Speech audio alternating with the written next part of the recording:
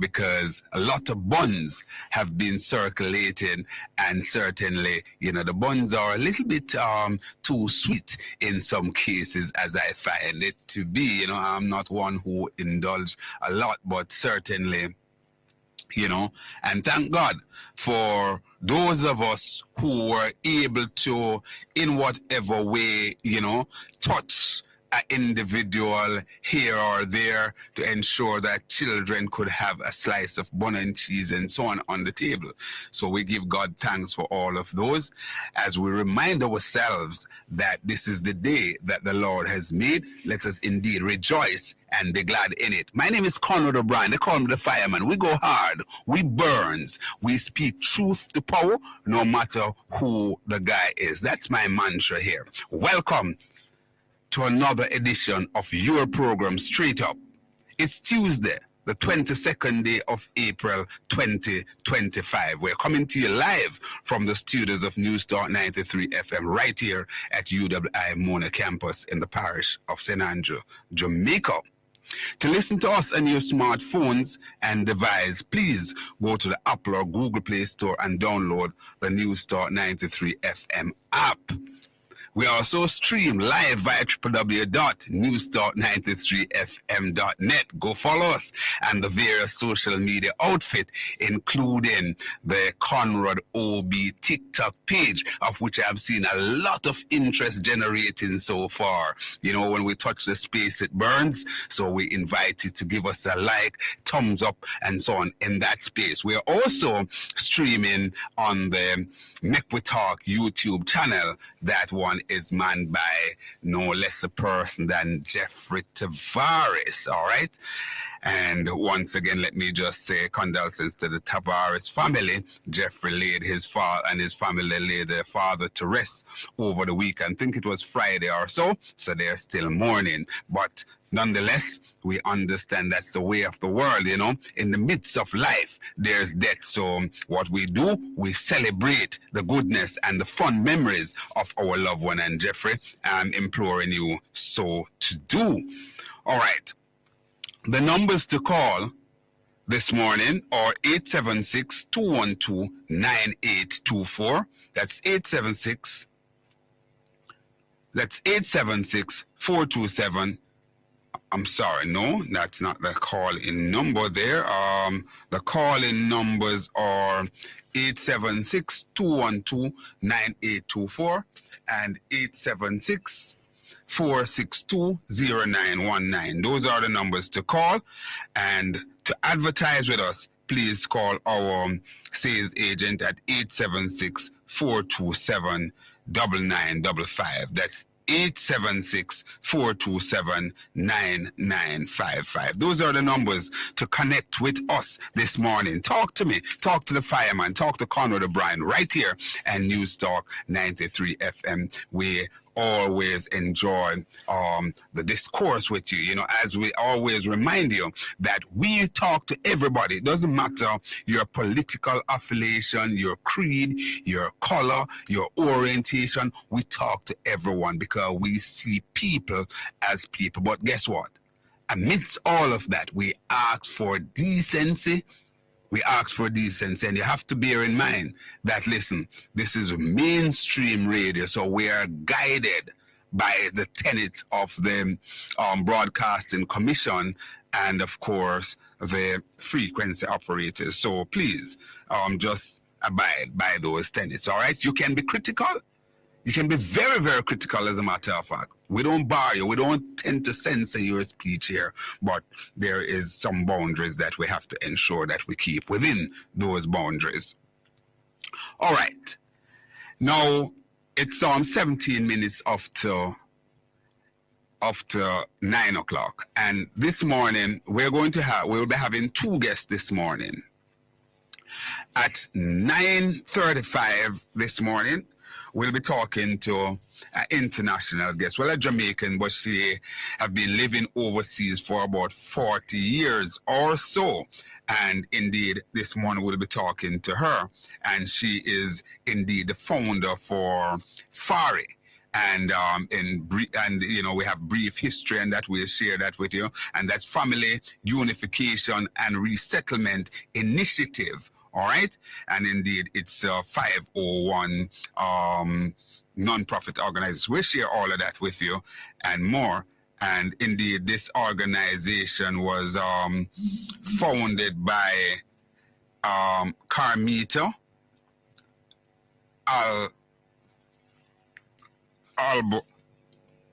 Albertus, Albertus, Albertus,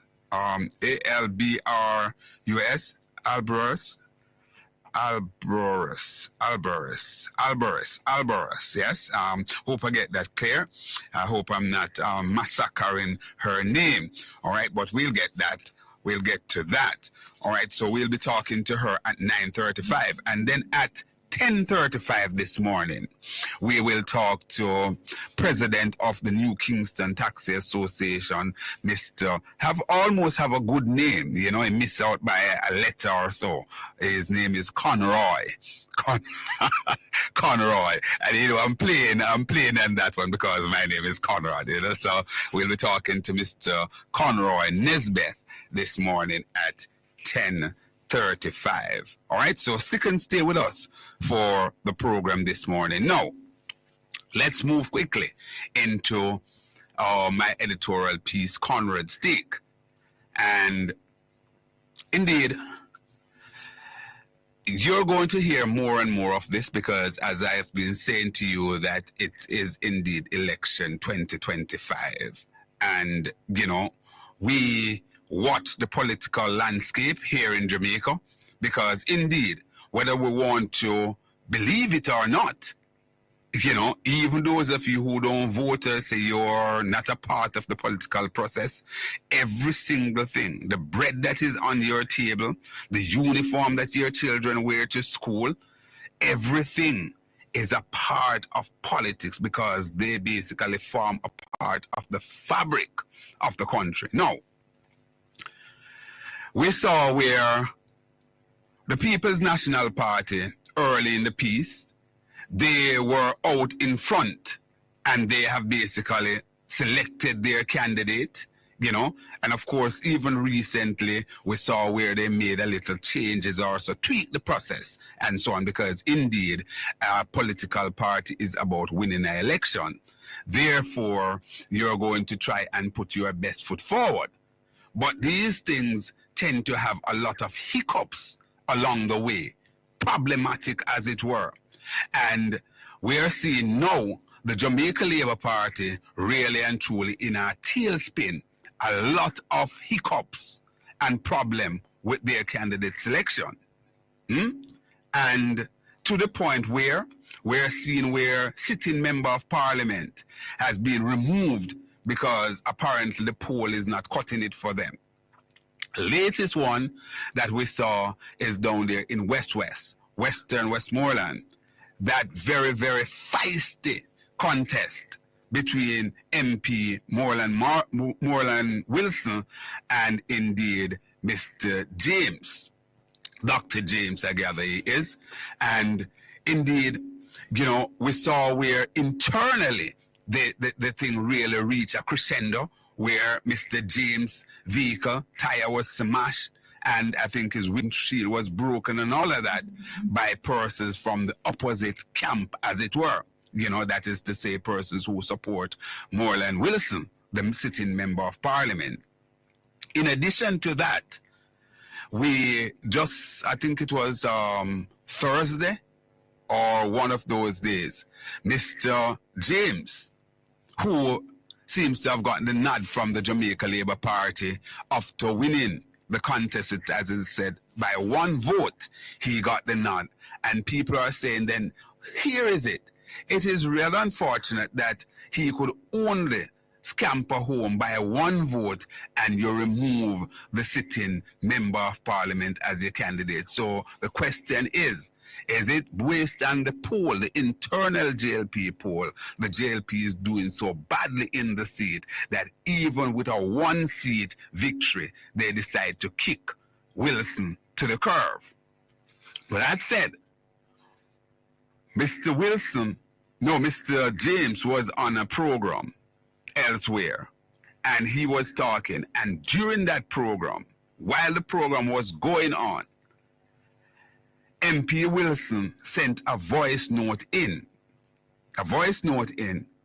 to discredit Mr. James, to say that Mr. James was lying and he wasn't talking the truth, because Mr. James was spreading falsehood that he had communicated with him, and Mr. Wilson is saying absolutely not. And he said as a result of that, he has absolutely no intention of speaking and try to get into any form of unification with Mr. James, and by extension, one would say the Labour Party in that constituency of Western Westmoreland. He felt very hard done. As a matter of fact, they're also crying foul as to how the process was continued. For example, the father of MP Wilson, he wasn't able to cast his vote. And, it seems as if the turmoil has exacerbated in that Western Westmoreland constituency as it relates to the Jamaica Labour Party. But on the other hand, how important are those? Because based on what we're picking up and what we're hearing about polls after polls and so on, it seems as if Westmoreland is back orange as it has always been. But you can't take anything for granted, because it's never over until the fat lady sing. And it seems as if Mr. James is very, very, one could almost say, hungry for power. Remember, he wanted to challenge Ian Hales down there for the People's National Party. He did not get his way, and as a result of that, he crossed the floor, then go over to the Jamaica Labour Party. And here it is again. He went now and tried to toppled the incumbent MP. But is it that he's carrying some weight? Is it that he is of some quantity? And certainly, Venetia Phillips, who was the councillor for the Papine Division, and someone who ran for the People's National Party on several occasions, as they dubbed her turncoat, and the people down there saying that, listen, Venetia is the one who is mashing up or destroying the Labour Party down there in Western Westmoreland. Is that so? Is that so? Sometimes people who change political parties, sometimes they get a lot of battering. But that's what the Labourites are saying, that Venetia Phillips is the one who seems to be destroying the JLP organization in Western Westmoreland. And she is being accused of taking outsiders, people from within the corporate area, into the constituency and so on. And I gather that's not going down well at all. Then again, the turmoil also is within South Manchester as well. And it's also in Northwest Clarendon. So all in all, it seems as if on the eve of the election, the Jamaica Labour Party is having its fair share of problem. And it's no secret that the PNP had some kind of difficulty when they were settling their candidate, but certainly they went out early in the piece and they have that behind them. And as a matter of fact, they were laughed at, and commentary take hours in media, people discussing it and so on. As a matter of fact, one would remember even at one point when things were rocky within the PNP, where sitting JLP MP said that the PNP headquarters would become a museum. Well, no. And also the chairman of the Labour Party said that Mark Golding was their biggest asset and so on. No, they are crying and saying that Mark should basically go away because he is not qualified to run and so on. So here it is. When the heat turn up, you have to be prepared to stay in the kitchen. So all in all, it's going to be interesting. There's another thing that has been doing the rounds, and you can weigh in on it as to what you make of it. The PM last week, I think he was addressing a gathering, and he used a term, and I gather that a lot of Jamaican have even gotten called from overseas on it, and said that they believe that the Prime Minister's choice of words were wrong when he likened the PNP to a dog chasing after a car and so on. So, of course, that it's going to be carried for the benefit of it. And a lot of people are saying that, listen, the Prime Minister called them dog. As a matter of fact, to the point where now some people are now turning back the thing on the PM. Not that I agree with it, but as a matter of fact, I actually said to people that no, I don't think you should go that route where they are now referring to the Prime Minister as bro dog and so on and things like that. But it is just par for the course. The politics is very, very competitive here in Jamaica, and certainly this particular election may be one of the most crucial election going forward. The Prime Minister in his pronouncement at a meeting also talk about which party you're going to trust to continue to build schools and so on. But the Prime Minister needs to remind himself that he has not built one school in 9 years. So if you're going to talk about a party who will continue to build school, then certainly, Prime Minister, maybe you will go into the poll and vote for the PNP, because that's the party that built the schools and so on and so forth. All right.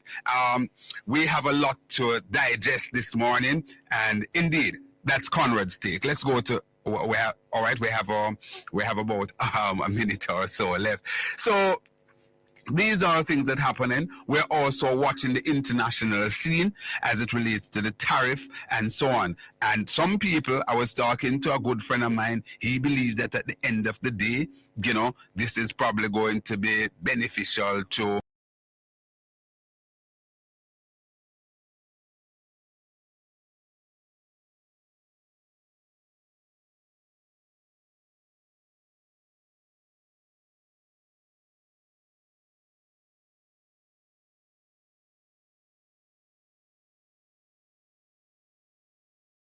in here is about to create so much hardship for the average man and woman. But then again, Donald Trump, power with billionaires, so he wouldn't understand what this means in terms of impacting our people.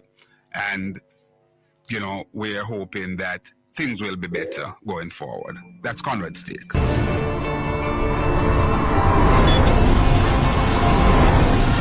Within our first 100 days of government, we will start the legislative process to fix the date for general elections. Take a quick commercial break. We'll be right back with Make We Talk. Sorry, it's straight up live from News Talk 93 FM. Remember to like, share, and subscribe. We're simulcasting this morning with Conrad OBrian from News Talk 93 FM. We're taking a quick commercial break. As soon as the commercial break is off from then we go back to him. We take a quick commercial break right here. Don't go anywhere.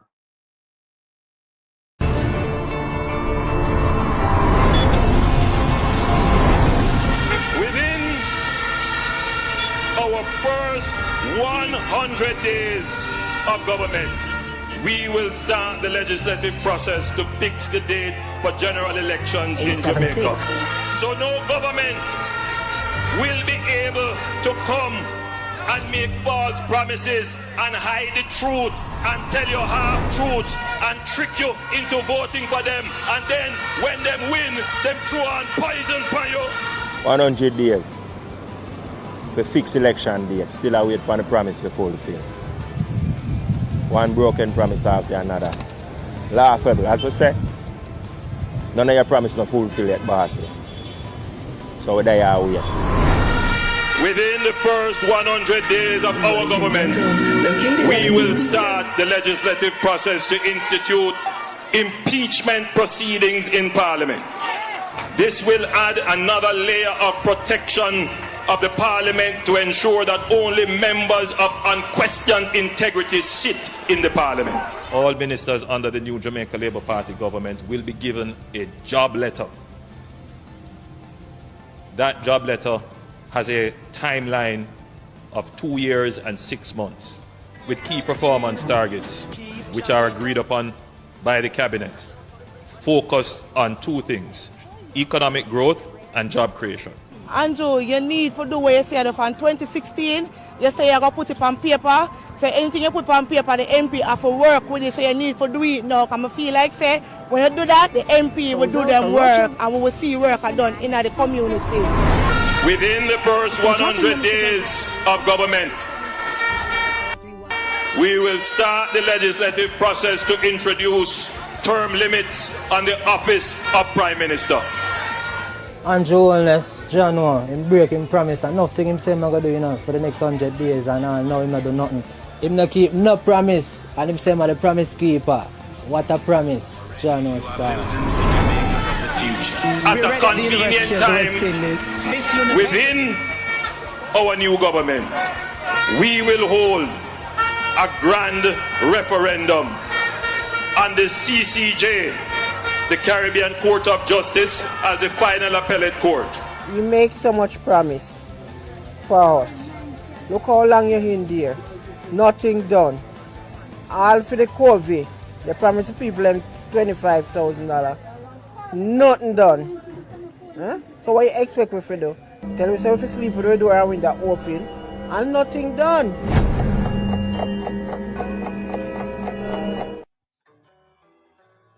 We're standing by to join my News Talk on 93 FM with Conrad OBrian and Straight Up, his radio program. We're simulcasting this morning with 93 FM. We're gonna go right over to Conrad OBrian, the host of the Straight Up Talk Show. Here we go. As we stand by to join Conrad OBrian, remember to like, share, and subscribe. Like, share, and subscribe. Indeed. Welcome back to your program, Straight Up, right here at News Talk 93 FM with your host, Conrad OBrian, the fireman. We go up until 12 midday as we remind you that we're coming to you live from the studios of News Talk 93 FM right here at Broadcast House, UWI Mona campus in the parish of St. Andrew, Jamaica. Indeed, it's a Monday. It's Monday, the 22nd day of April 2025. We are also streaming live on the Conrad OB TikTok channel, and indeed we're up on the Make We Talk YouTube channel as well. Of course, the 93 FM band and your FM dial, and you can also download the News Talk 93 FM app and take us with you as your daily companion. We also stream live via www.newstalk93fm.net. All right, so those are the offerings for you to join us, follow us, and send us a TikTok as we say hi to everybody. We're seeing somebody talking about whatever program it is. All right, so we talk about everything. To the person who is saying PNP program, if you are a Labour Party supporter, you can always call in when we open the call, because we talk to everybody, and this is not a PNP program. It is indeed a mainstream radio talk show program, so you can call me. Let me just remind you of the numbers: 876-212-9824, 876-426-0919. All right, but it's that time of the morning when we will be going to our guests. It's 9:36, and this morning we'll be talking to the founder and executive director of FARA, and here is a brief history of FARA. Fury rather, F-U-R-I, Fury. All right, so Family Unification and Resettlement Initiative, FURI, is 501c non-profit organization that was founded in 2002 and is registered in the state of New York. It is also registered as a NGO right here in Jamaica, Family Unification Resettlement Initiative International, FORI, INT. The founder of FORI, Carita Alboris, as a forensic social worker in New York. In New York, and she was concerned primarily about the impact of deportation and those deported to Jamaica. The goal of the organization is to facilitate the reintegration process of deported person into Jamaica, thereby assigning them to me, thereby assisting them to make a positive contribution to the country. All right. So, and there are other things that the organization seeks to deal with, but we will get into that as we introduce to you no less a person than Miss than Miss Alboris. All right. Hello, ma'am. Good afternoon. Good morning, rather. Welcome to the program, Camila. Good morning. Yeah, good morning. Yes. Good morning. This is Carita Alboris. Alboris. B-A-R-U-S. Alboris. Yes. Carita Alboris. Yes, let's get that straight. We like to ensure that we have the proper pronunciation. All right. So, Miss Alboris, how are you this morning? I'm well, thank you. Indeed. And we're seeing here where your brief CD tell us a little bit about yourself as to your professional acumen. All right? You're a forensic social worker? Yes, that's what I am. Yeah. So explain to us what do you do? You know, people here are accustomed to just hearing about a social worker, but you're a forensic social worker. Mm-hmm. Yes. My social work is within the criminal justice system, and it's where law and social work intersect. Mm-hmm. And what I do is I do biopsychosocial evaluations on persons who are facing, criminal charges here in the U.S. Mm-hmm. Doing a profile for them, primarily for, to spare them from the death penalty, if a death penalty is involved, Mm-hmm. or and just to get an understanding of the factors that contributed to their growth and development.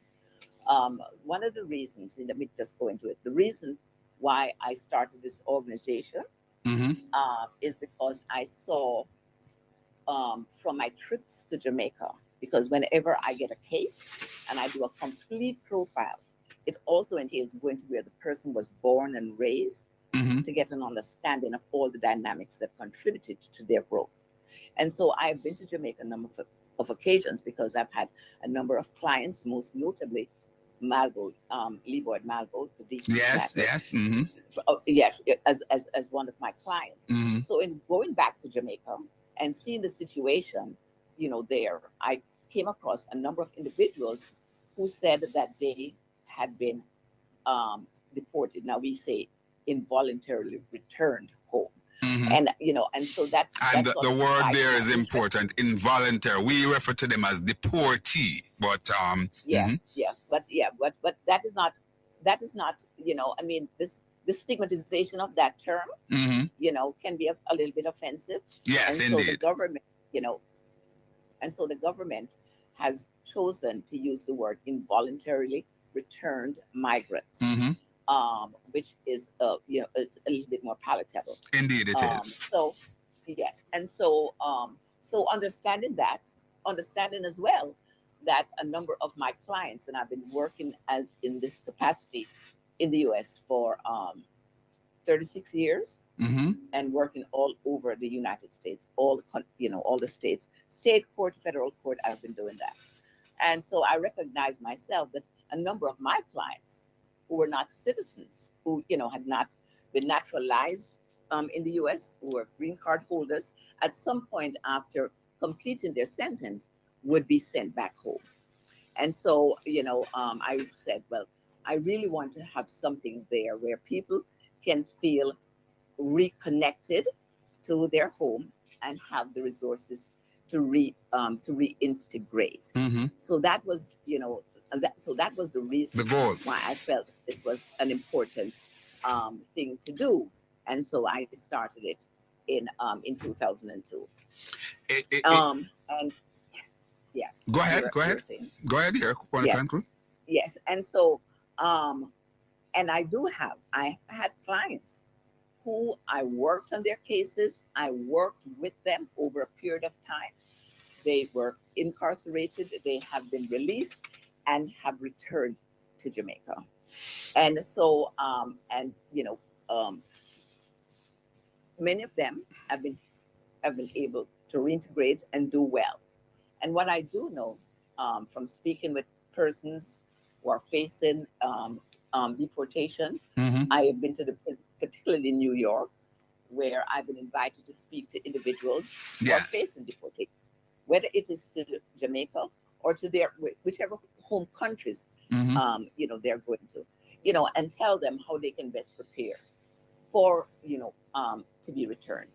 However, with the mass deportation that is happening, now under this administration, things have gotten a little bit more desperate, because there are persons who were sort of on parole, were living and working in the United States legally, because they have been granted parole, are now being sort of picked up and sent back. And I felt that as an organization that seeks to empower our people to do well, we need to be able to this whole narrative that surrounds individuals who have been involuntarily returned to Jamaica.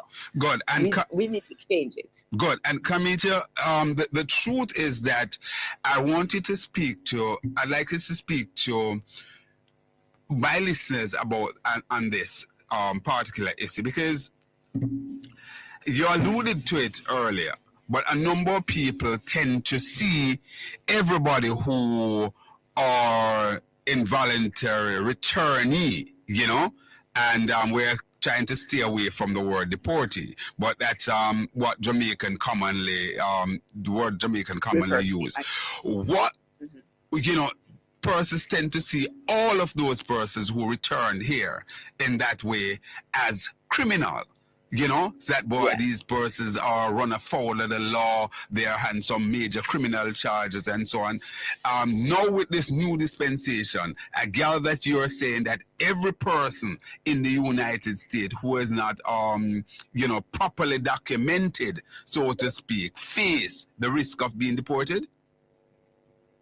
Yes, I'm saying that if you're undocumented, and it's really a myth that a majority of these persons, are hardened criminals.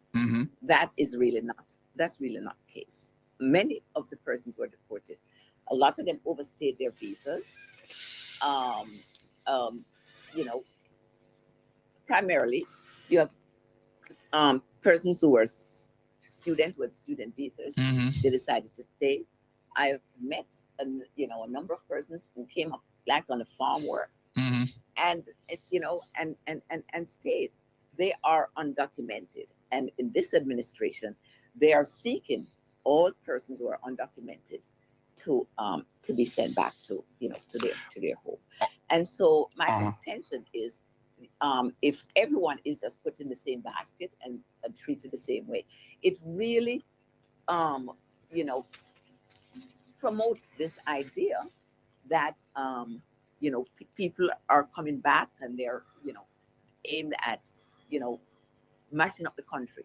And that is not so. A number of persons I have interacted with, even those who have been incarcerated, they have been reformed.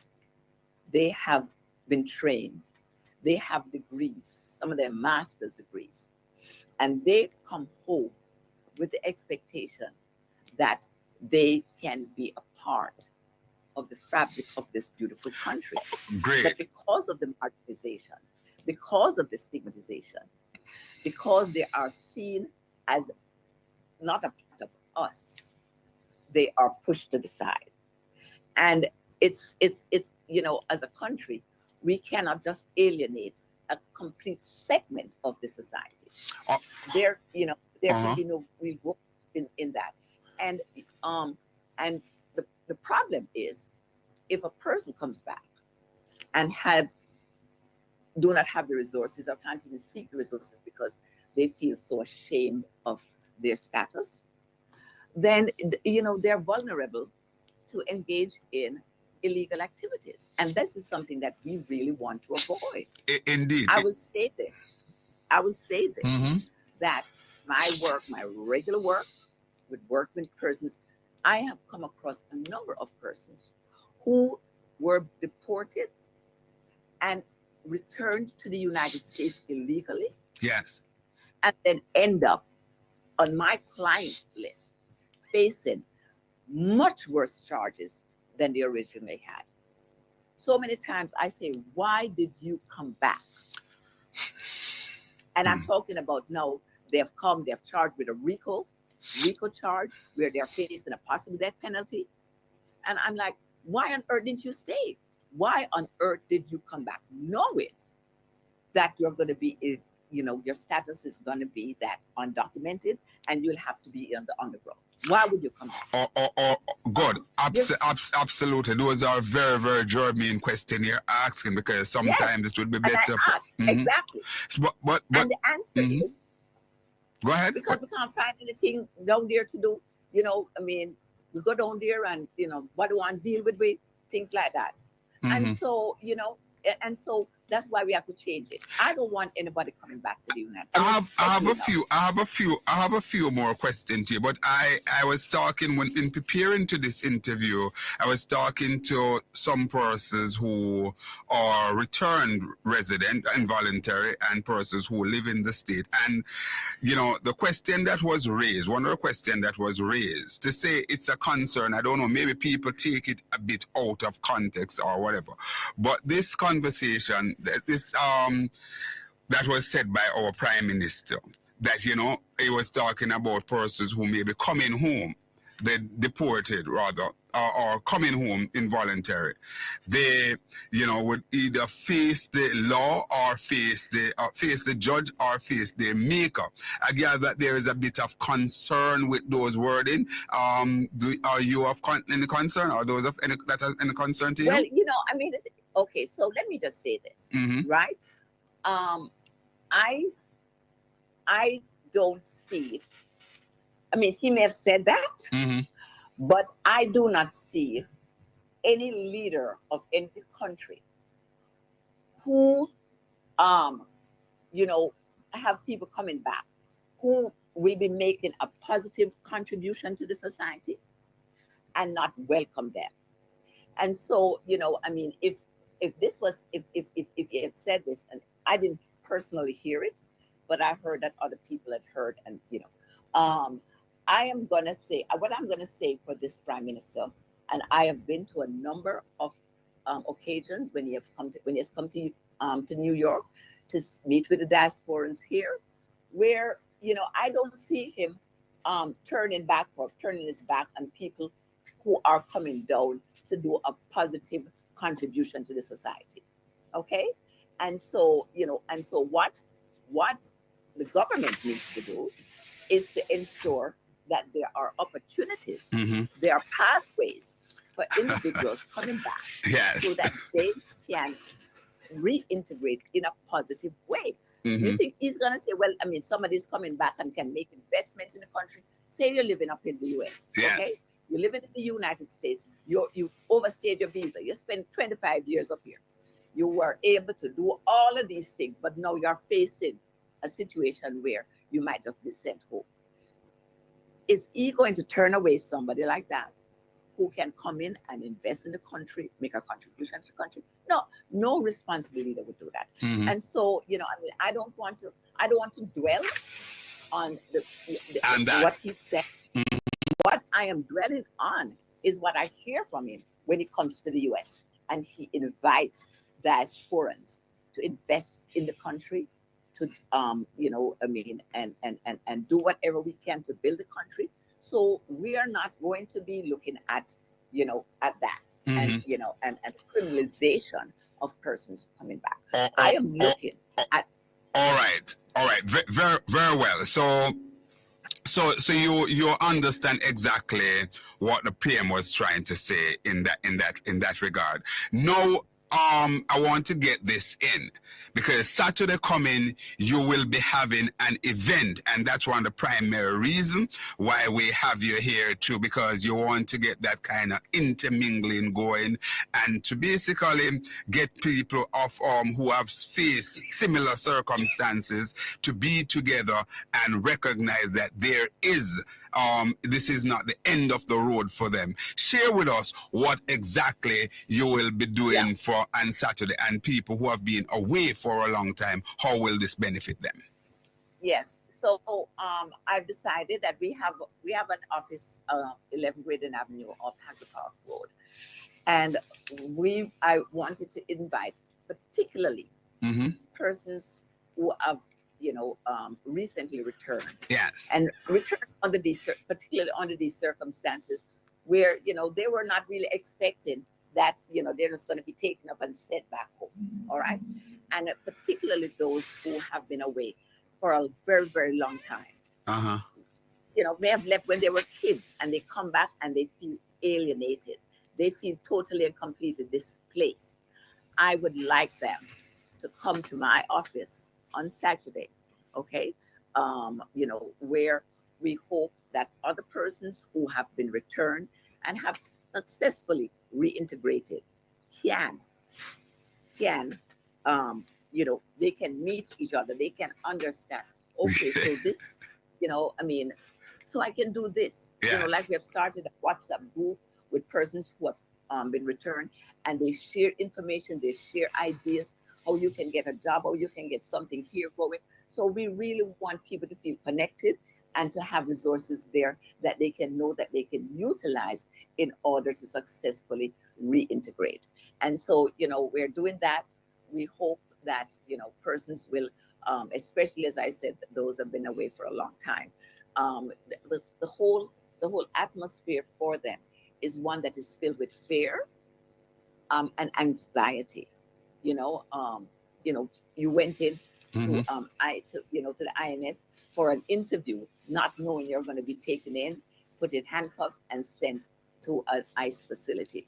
That is frightening. Good. And so we want to be able to do that. And so people come, they can reach their families. They can, if you're back home, if they have, pending cases, they can try and reach out to their attorneys, just somewhere so that they can feel connected. And we just hope that it will be supported, and we hope that it will make a difference, and that we can change the narrative. Good. Change the narrative about people. Good. This is important. What role does reconnecting play in healing and belonging? And finally, how can someone join the event or get involved in the family unification work movement going forward? Well, getting connected. We want people to feel, that they are to really give them a sense of their humanity, to let them see that, they can bring a richness to the society with skills that they have. And we are talking about people talking about skills how to commit crime. I'm not talking about that, because you have a lot of people, as I said, a majority of people coming back, they were undocumented, and if you have, a shift in the dialogue where, it's not just about seeing them, they go up abroad and they mess up and then they come back. We want to see them as individuals who can make a contribution. And this interconnectedness will be like family. You know how many people come back and their entire family is left behind in the US or wherever, and they come and they feel so completely isolated. And we are hoping that, we can change that. We're not going to be able to do it with one event. We're not going to be able to do it, nothing is going to happen magically overnight, but we just hope that we can start changing the, reframing the dialogue so that, people, you'll hear someone with an accent, and you say, I wonder if the person that did, or a dip you dip, things like that, and take away the stigma from it, so that people don't feel that they have to go under a rock because they're so. You know what I'm saying? Because it's foolishness. I mean, I have people who have done very, very well coming back. They don't want to say it because they feel once they say something, then I mean, there's a young man that I years ago, and he the master's degree, was teaching at the universities. They found out that he had been deported, and and he lost the job. That's foolishness. That's foolishness. You understand? We need to change. I mean, I mean, I was raised Catholic, okay, and so what I'm doing here is something that I've been doing from I was a teenager. In terms of I mean, looking out for the underserved. Indeed. And Indeed. All right. And this is God's work. You know what I'm saying? Yes. This is God's work. Carita, we're up on time. We're up on time. So Saturday is the event. Just remind the listeners where exactly is the location, as to where you said food and drink and all sort of thing. Is this event free for all that you're inviting? The event is free, but we're gonna definitely need people to RSVP, okay? Mm-hmm. By calling the office is at 876-906-8262 or 876-279-3283, or my WhatsApp 646-515-9901. And and as I said, we are targeting persons who have recently returned and had been away from Jamaica for a long time. A long time. Those are the persons that we are targeting to come out to this event. We want them to feel reconnected with their roots. There are some people committed that will be seeking to, say, boy, I want to see if I can get back to the United States because I feel that I've been wronged. I've been there, I'm not a criminal, and I've been deported and so on. My paperworks are there in the offing, in the works, so to speak. What will you be able to advise? Will you have anybody who with any form of you have background training, but say persons within the immigration circle that will be able to assist? Anything like that? If they have an attorney, they would have their attorney's information. What we have is the ability for them to go online we have computers there, they can go online, reach out to their attorneys. All right. I don't give people legal advice because, I'm not. Have to run to the break. Hold the line. I'll come back with you for 2 minutes, please.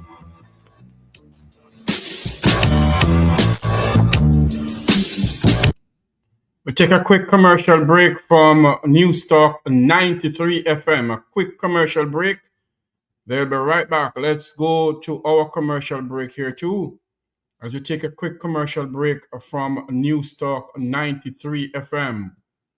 Very quick commercial break we're taking here with them. If this nation doesn't repent significantly and turn to Almighty God, we are going to see the hand of God stretched out in judgment against this nation in an unprecedented way, a judgment you have never seen before that is going to touch upon every nook, corner, cranny of this nation. One that will be evident. It is not something that's going to be minuscule that you wonder if something happened. Mark it down. I believe the sinful state of Sodom and Gomorrah is overtaking this nation. The question is, how far are we from the judgment of God? How far are we from the judgment of God upon a nation that's going further and further from God? How far are we? How close are we? Help me, Jesus. When God looks down today, he sees two groups of people. I don't care where you live, Beverly Hills, Red Hills, and all the hills across Jamaica, the valleys of the plain. When God walks in your territory, in your domain, he's not looking at the letters behind your names. He's not looking at the credentials that you have. He's not looking at the social status you have in society. He's not looking at who you are in the eyes of people. God sees the righteous and the unrighteous. God sees the saved and the unsaved. God sees the saints and the sinners. He sees a people who are heaven bound, and he sees another group who is hell bound. And God wants to do something in both groups. Can you lift your hand and say, do your thing, Jesus? Shout it again, somebody. Hallelujah. If this nation doesn't repent significantly and turn to Almighty God, we are going to see the hand of God stretched out in judgment against this nation in an unprecedented way, a judgment you have never seen before, that is going to touch upon every nook, corner, cranny of this nation. One that will be evident. It is not something that's going to be minuscule, that you wonder if something happened. This nation doesn't repent significantly and turn to Almighty God, we are going to see the hand of God stretched out in judgment against this nation in an unprecedented way, a judgment you have never seen before, that is going to touch upon every nook, corner, cranny of this nation. One that will be evident. It is not something that's going to be minuscule, that you wonder if something happened. Mark it down. I believe the sinful state of Sodom and Gomorrah is overtaking this nation. The question is, how far are we from the judgment of God? How far are we from the judgment of God upon a nation that's going further and further from God? How far are we? Oh, this nation doesn't repent significantly and turn to Almighty God. This nation doesn't repent significantly and turn to Almighty God, we are going to see the hand of God stretched out in judgment against this nation in an unprecedented way, a judgment you have never seen before, that is going to touch upon every nook, corner, cranny of this nation. One that will be evident. It is not something that's going to be minuscule, that you wonder if something happened. Mark it down. I believe the sinful state of Sodom and Gomorrah is overtaking this nation. The question is, how far are we from the judgment of God? How far are we from the judgment of God upon a nation that's going further and further from God? How far are we? How close are we? Help me, Jesus. When God looks down today, he sees two groups of people. I don't care where you live, Beverly Hills, Red Hills, and all the hills across Jamaica, the valleys of the plain. When God walks in your territory, in your domain, he's not looking at the letters behind your names. He's not looking at the credentials that you have. He's not looking at the social status you have in society. He's not looking at who you are in the eyes of people. God sees the righteous and the unrighteous. God sees the saved and the unsaved. God sees the saints and the sinners. He sees a people who are heaven bound, and he sees another group who is hell bound. And God wants to do something in both groups. Can you lift your hand and say, do your thing, Jesus? Shout it again, somebody. Hallelujah. This nation doesn't repent significantly and turn to Almighty God. We are going to see the hand of God stretched out in judgment against this nation in an unprecedented way, a judgment you have never seen before, that is going to touch upon every nook, corner, cranny of this nation. One that will be evident. It is not something that's going to be minuscule. If this nation doesn't repent significantly and turn to Almighty God, we are going to see the hand of God stretched out in judgment against this nation in an unprecedented way, a judgment you have never seen before, that is going to touch upon every nook, corner, cranny of this nation. One that will be evident. It is not something that's going to be minuscule, that you wonder if something happened. Mark it down. I believe the sinful state of Sodom and Gomorrah is overtaking this nation. The question is, how far are we from the judgment of God? How far are we from the judgment of God upon a nation that's going further and further from God? How far are we? How close are we? Help me, Jesus. When God looks down today, he sees two groups of people. I don't care where you live, Beverly Hills, Red Hills, and all the hills across Jamaica, the valleys of the plain. When God walks in your territory, in your domain, he's not looking at the letters behind your names. He's not looking at the credentials that you have. He's not looking at the social status you have in society. He's not looking at who you are in the eyes of people. God sees the righteous and the unrighteous. God sees the saved and the unsaved. God sees the saints and the sinners.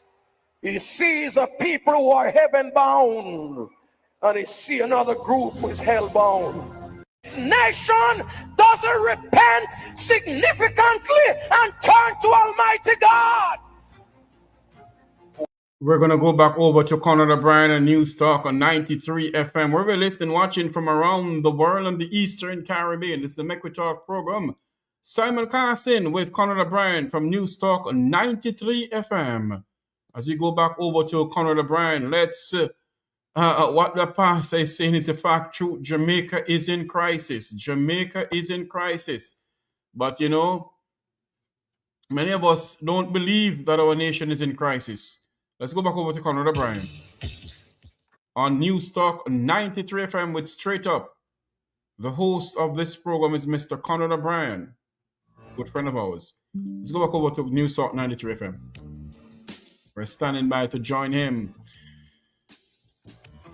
Remember to like, share, and subscribe. Like, share, and subscribe to the Make We Talk Jeffrey Tavarres YouTube channel. We're standing by to join him.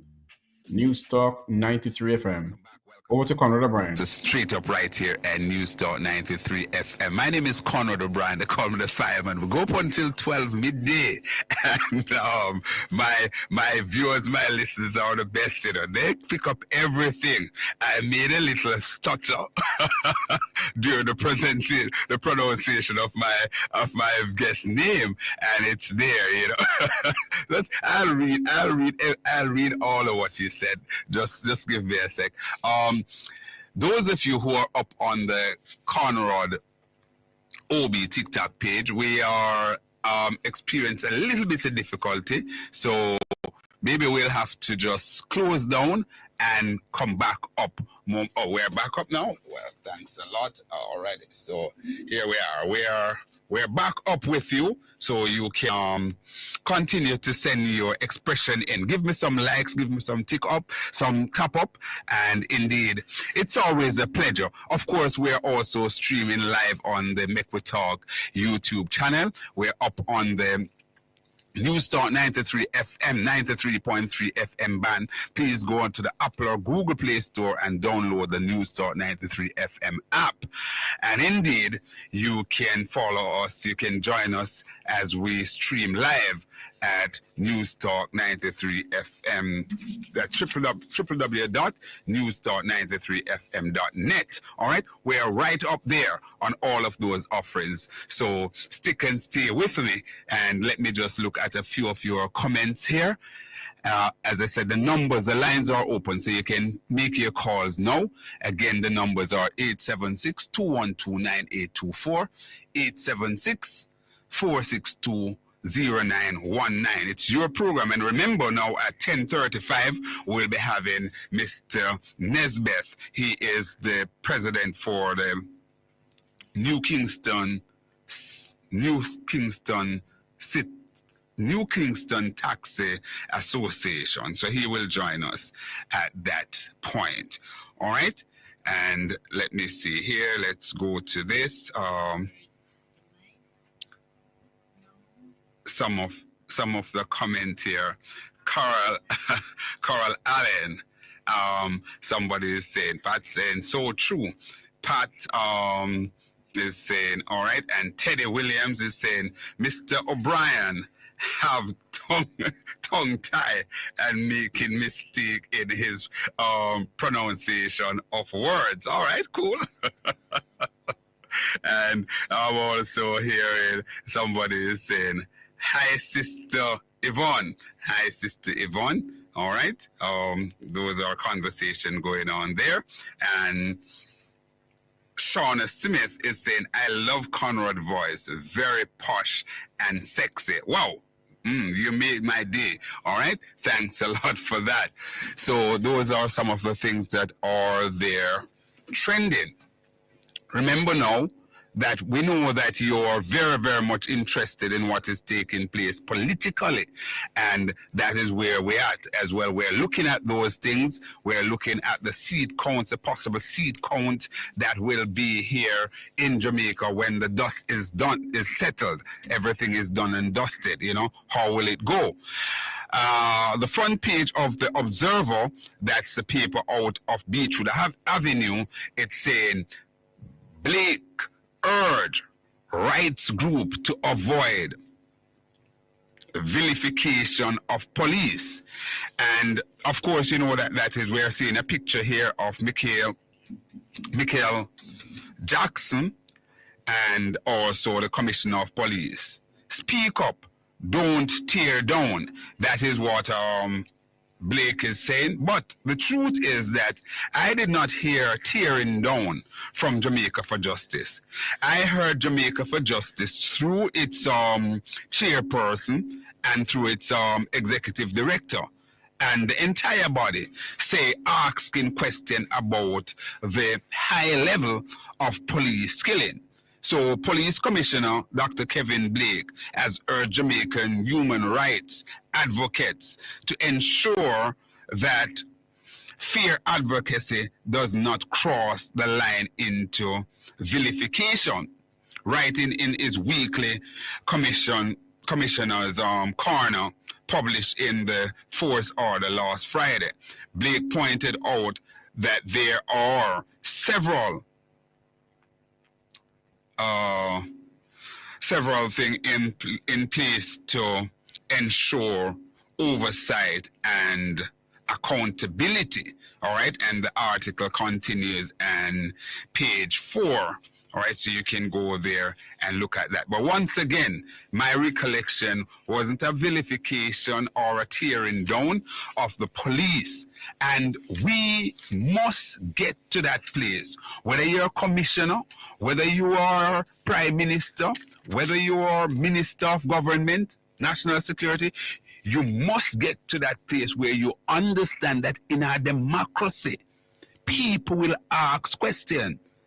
It is not looking good with the amount of our brothers, and maybe, I don't know if any women have been killed, but certainly our Jamaican citizens that have been cut down by the police so far this year. And mark me, listen to me carefully.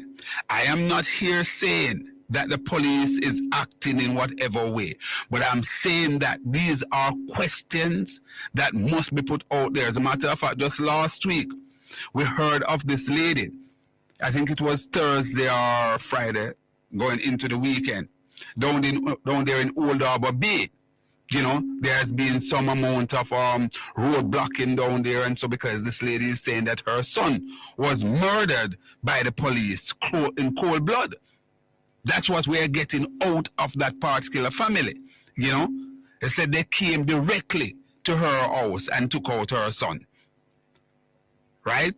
Of course, we're getting her side of the story, but those are the kind of things that are out there, and we heard of others, right?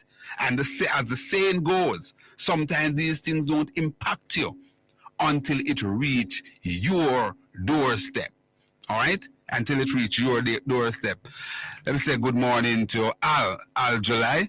How are you doing? We have callers? All right, let's go to the phone line. Hello, welcome caller. Yes, sir, morning. Hi, how are you doing, Milton? Talk to me. Yes, sir. First thing first. Yes. I noticed that most of this radio station in Jamaica, they flooded the FM ban.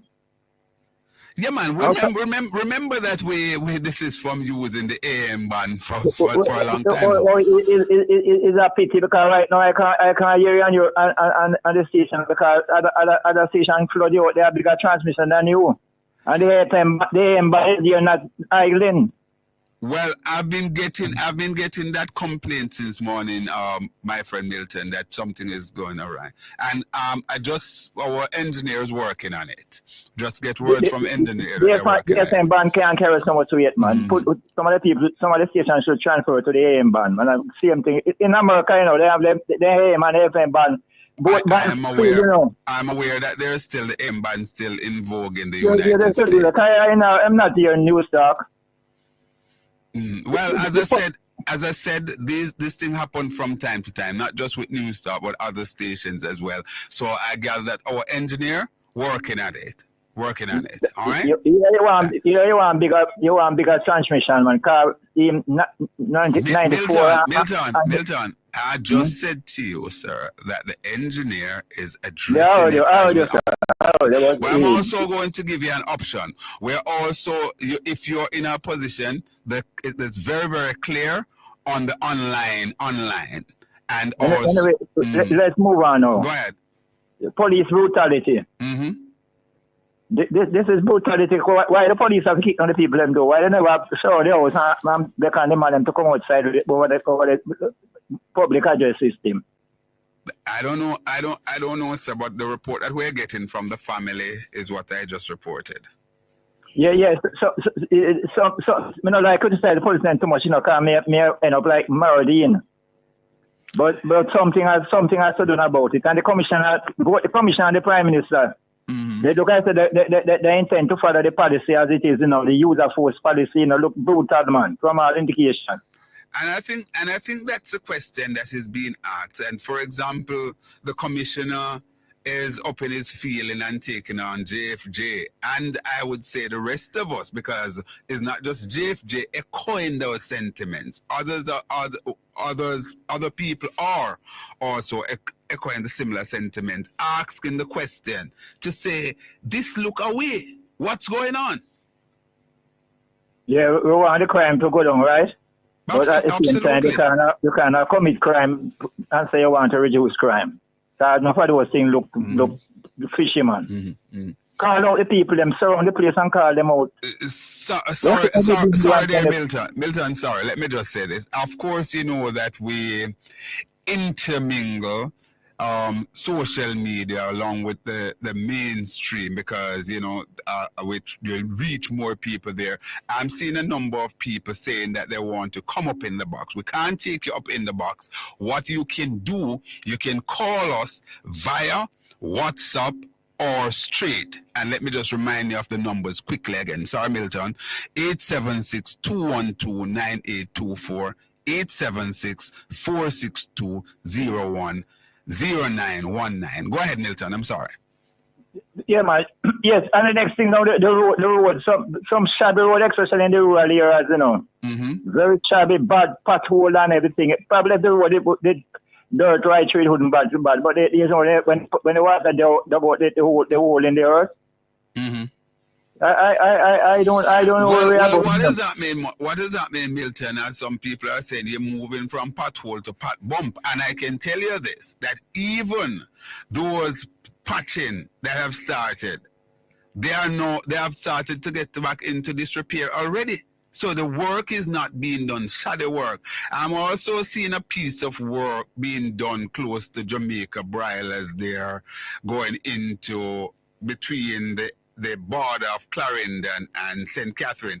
And I think somebody needs to go and look at that piece of road that is being done. I think it needs some more supervision. I am not impressed with the quality of it at all. A new piece of road presently in the process of being resurfaced, but it's not looking good at all. I'm certainly not impressed with the work there. Yeah, these work are party work, you know, right? Party work, election the near, so you make it keep fresh in their mind. So you can't withhold fun until when election year, they have 6 years and years on them here. They can't work. I'm seeing both local and Chinese on that bit of road. A lot of heavy duty equipment there and so on. And it's being done at a snail pace as well. I don't know if it's if it's a way of basically stealing some money. But it's the longest bit of road work that I've ever seen under construction. And it's not being done properly. Yes, Mr. O'Brien. As a layman looking on. Yes. But we're close with the youth man, most of the youth man, some of the youth man, they find themselves in a certain corner, you know. And when you get involved, especially in the drug runnings, to the environment where they are, and you come and live, they can't do nothing about it, you know. They need help in terms of proper education and training. Right? And the Fulton, Mr. Fulton was on Althea Mackenzie program yesterday, man. We're talking about the general farming in the country. I think we are too much uneducated people. At least I think we're too much uneducated people. Put too much uneducated people with food security in there and here, sir. And people with the education system flush out at 12 years old. And most of them make up the farming thing in Jamaica, you know. So I will thing of our go on here, sir. But under this present administration, if we continue with it for the next 2, 3, 4, 5 years, that's gonna never stop, you know. Well, Milton, the election is coming up. Let's see what the people will do. All right? We encourage everyone to participate in the political process. I have to leave you there, Milton. Yeah, big up yourself, because the Prime Minister has leader issue and a straight face.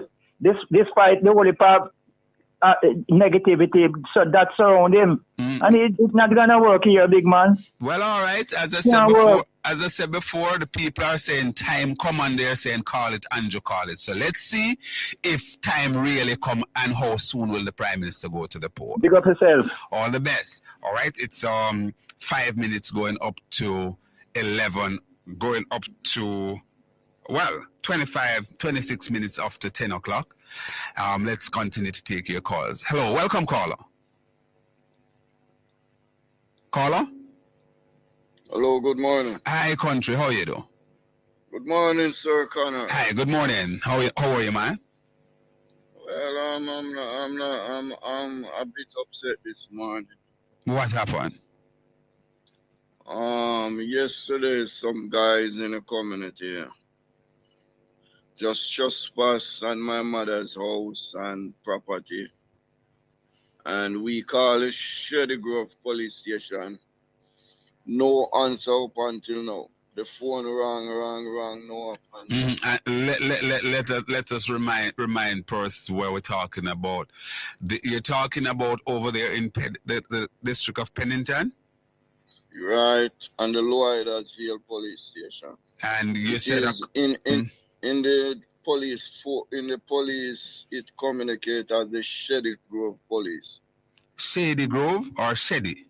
Yeah, Shady Grove. Oh, Shady Grove. Right. but it is known in the community as the Loida police station. The two numbers are 903 62 18, extension 62 17. And the two number wrong, no answer. She have to went to the police. Currently now she's about at the police station this morning. So again, what you're saying is that thieves broke into your mother's house? No, it's not thief. They just invaded her house, her yard. I don't know if they want to steal her chickens or something, but they were talking about some chickens or something. So hold on, I don't know. I understand what you're saying. People going to the yard and they were demanding chicken or what? What was it? They were demanding about some chicken coming down and to fight their chicken. To what? I don't understand what you're saying. Complicated. They do some cockfighting down in the community.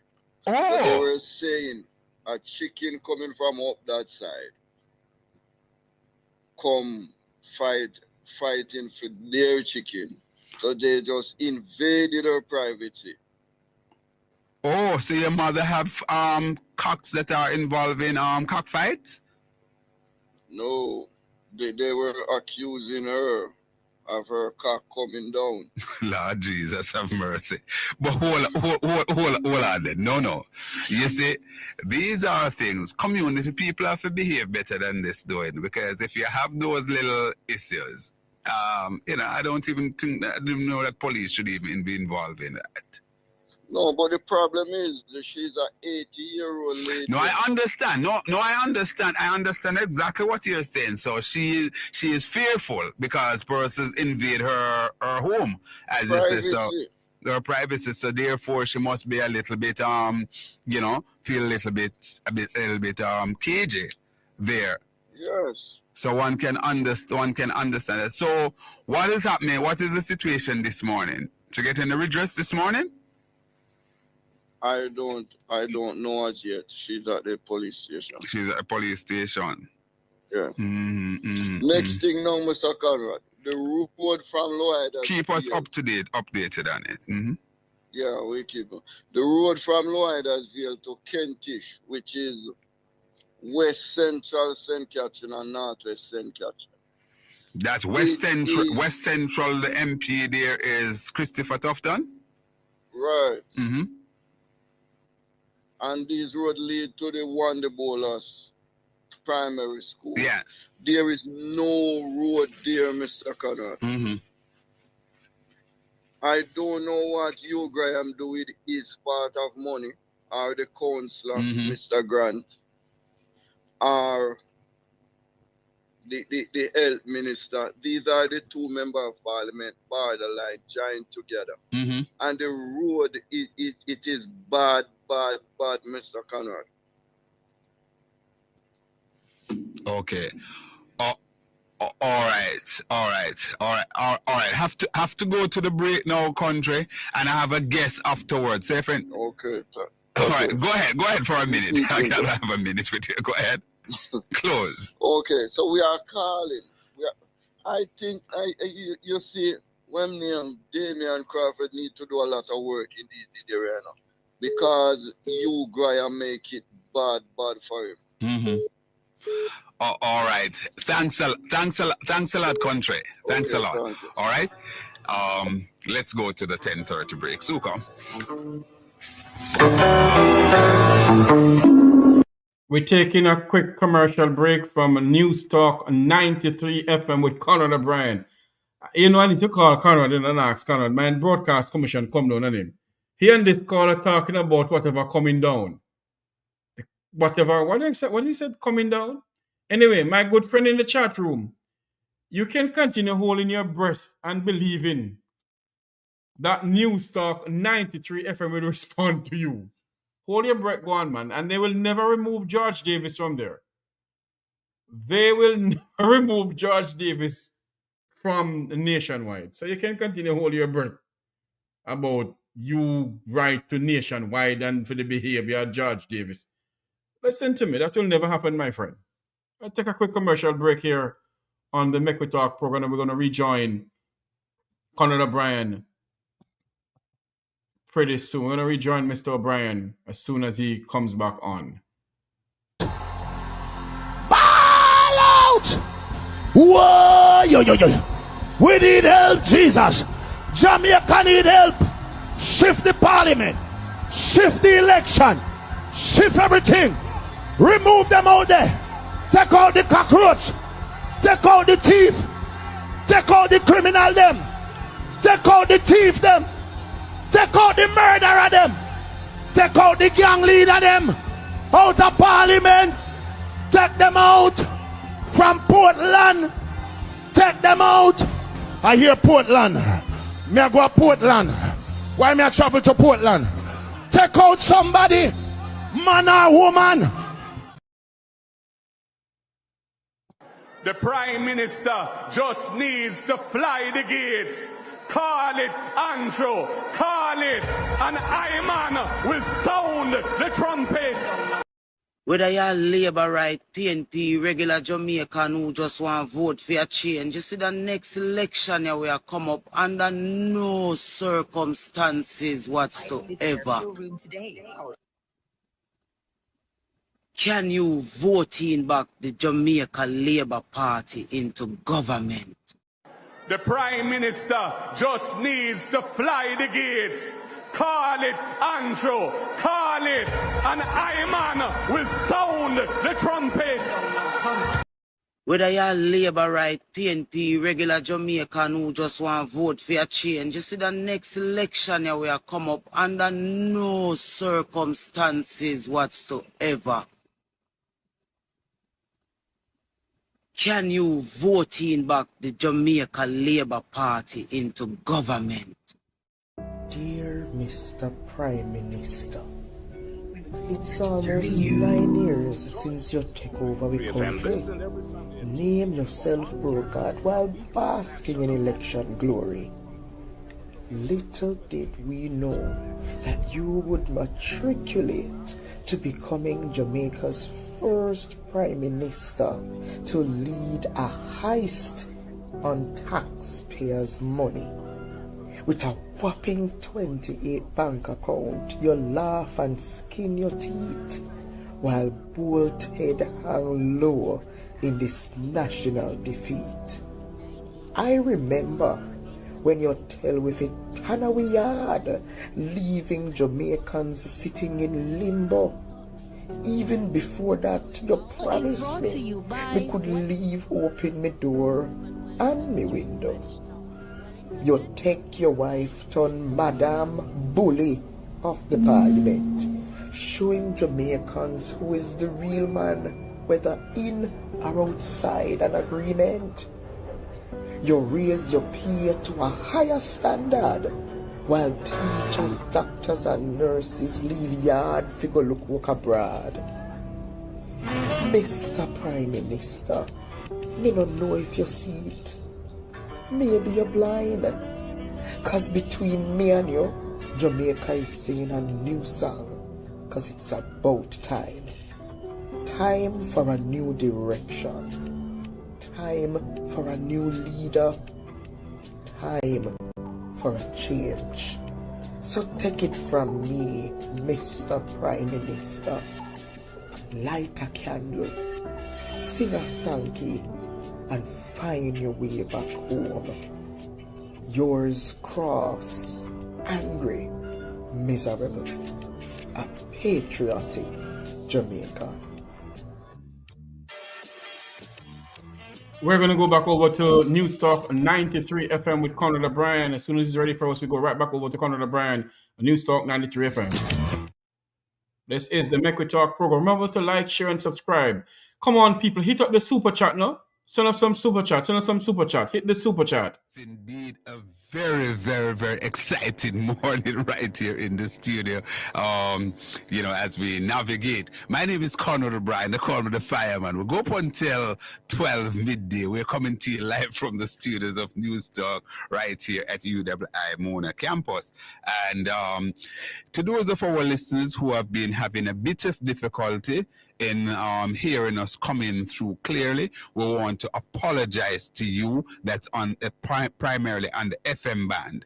If you're having a little bit of difficulty with any other things, we're trying our utmost best to ensure that we come through as clearly and with as much clarity as we possibly can. All right.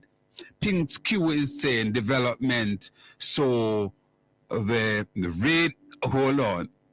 So the radio station don't fear and balance them.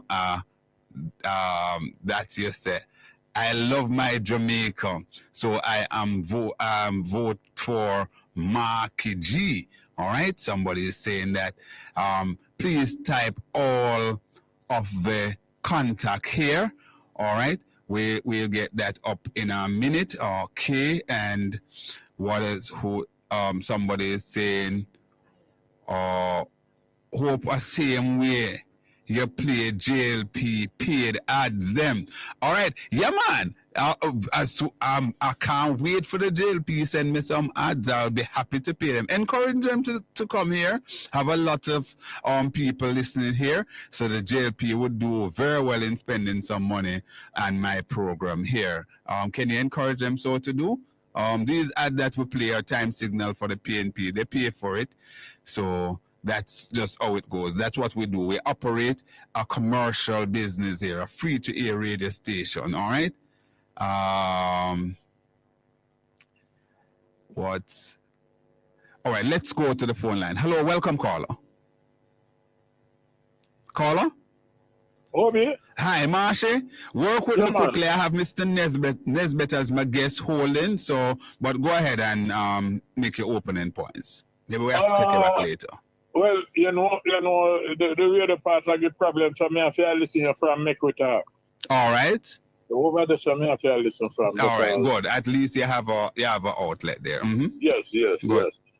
But my nephew said something. You know a nephew? Yeah, man, I know a nephew very well.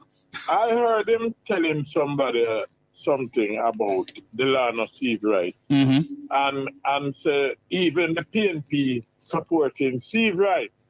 So that means it's a wonderful choice the GLP make. Mm-hmm. But if never I listen, or if anybody I listen, can go tell him. Never, you have to go understand something. In war, the enemy of my enemy is my friend. You have to understand that, nephew. And Mr. Holness is the one who putting up Christian Tavarres, right? Mm-hmm. And somebody else putting up the land of Steve Wright. Mm-hmm. No, most people want Holness to be a loser. So when him put up Tavarres, son, those who have put up Steve Wright, you have to understand it, that the public know. We know our Holness to be a loser, so we rather Steve Wright over Tavarres, Simpson, son. You get the point I'm making? So it's not that we are backing, it's not that we are supporting Steve Wright. We just want to know Holness being defeated is whatever he's doing. So that's why we want Steve Wright to beat the candidate. All right, Marsha, what happened? I know you want to elaborate a little bit more. I don't want to cut too much in and Mr. Nesbeth time. So I'm going to ask you to call back after I conclude the interview with him. Please, I beg you. All right. All right. Good. So let's take off Mr. Marsh there and we go to Mr. Nesbeth momentarily. Thanks for the expression. We're seeing a lot of expression here. Send me some love. Top up give me some tops there. And the TikTok means here. Indeed. Somebody is saying Marlon Morgan to play JLP ads. Oh boy, you know, we all we all okay. All right. Mr. Nesbitt is on. Okay, so thanks a lot for staying with us right here at News Talk 93 FM. Okay, so this morning we're going to be engaging Mr. Nesbitt. He is the president for the New Kingston Taxi Association. And let me just give you some background here. We gather that 30% reduction in fare for all taxi that transit the to routes in corporate area. We see it as a complete disregard for our business and for our life. We will not be able to provide the service due to high operating expenses. So our back is against the wall and we will resort to a complete withdrawal of service. That is what is coming through from Mr. Nesbitt. Mr. Nesbitt, who is the president for the New Kingston Taxi Association. Without further ado, let me welcome President Nesbitt to the microphone of News Talk 93 FM. Hi, Mr. Nesbitt. Welcome, sir. How are you doing? Yes, good morning, Mr. O'Brien. Good morning, sir. Thank you for having me here. You, to the listeners. You're most welcome. Yes, as I already shared with you, yes, that we advocate that the government give us a proper route license. Mr. Nesbitt, could you please speak directly in the mouthpiece for me? You're a little bit low. Wonderful. We advocate yes, for the government to give us a proper route license and the proper condition to operate our business. This advocacy gained momentum over the last 3 years when government decided to ramp up their collection for tickets. And these tickets were largely as a result of we not having a proper route license and proper place to park and conduct business. So we said to the government in a serious way that we need a proper license to conduct business, which would be the route license, proper parking, and proper provision, which would mean the fare structure.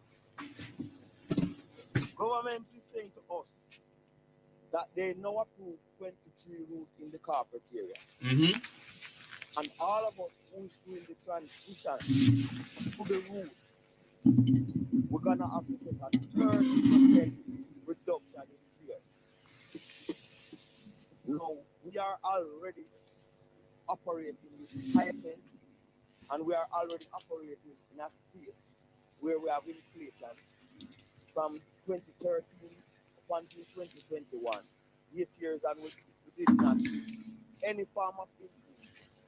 And Jamaica have a 5% inflation rate annually. So just imagine now, we are facing increase, and the government is saying to us, because we don't ask for the route license, and note, the route license is what the public want. That is the service that the public want, the commuters want, and can afford. They are saying to us that we must take a reduction. Now we see that we see this as destructive to our business, and matter of fact, we don't think we're gonna be able to operate with that reduction.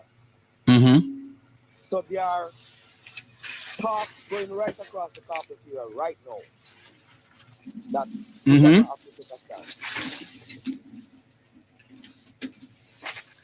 Now, I should went on to alert all those that invest in the transport sector, which is invest in having a taxi or two taxi on the road, so that they know what they are investing in. Because a lot of police, a lot of teachers, a lot of nurses, a lot of Jamaicans, when they retire, the little pension money for them again cannot help them. And a taxi them investing so that they can have a side income to continue to live. So what the government is doing is devastating to all that invest, and that would include again a lot of police, a lot of teachers, and a lot of nurses. So this thing is geared to mash up the economy. It's not just we. It is not just us. And I want to tell you and tell the public that we feel like, the government is setting up the public against us. Because they are saying that we are overcharging. As a matter of fact, in the corporate area, no overcharging was taking place. What was happening in the corporate area is that the government only have hiring taxi or charter taxi for the public. So while they have 7,000 charter taxi in the corporate area, the public was told that these charter taxis are route taxi. You following me? Yes, man, I'm listening to you. I'm allowing you to speak. Wonderful. Now, the charter taxi generally carry as part of fare. What has happened is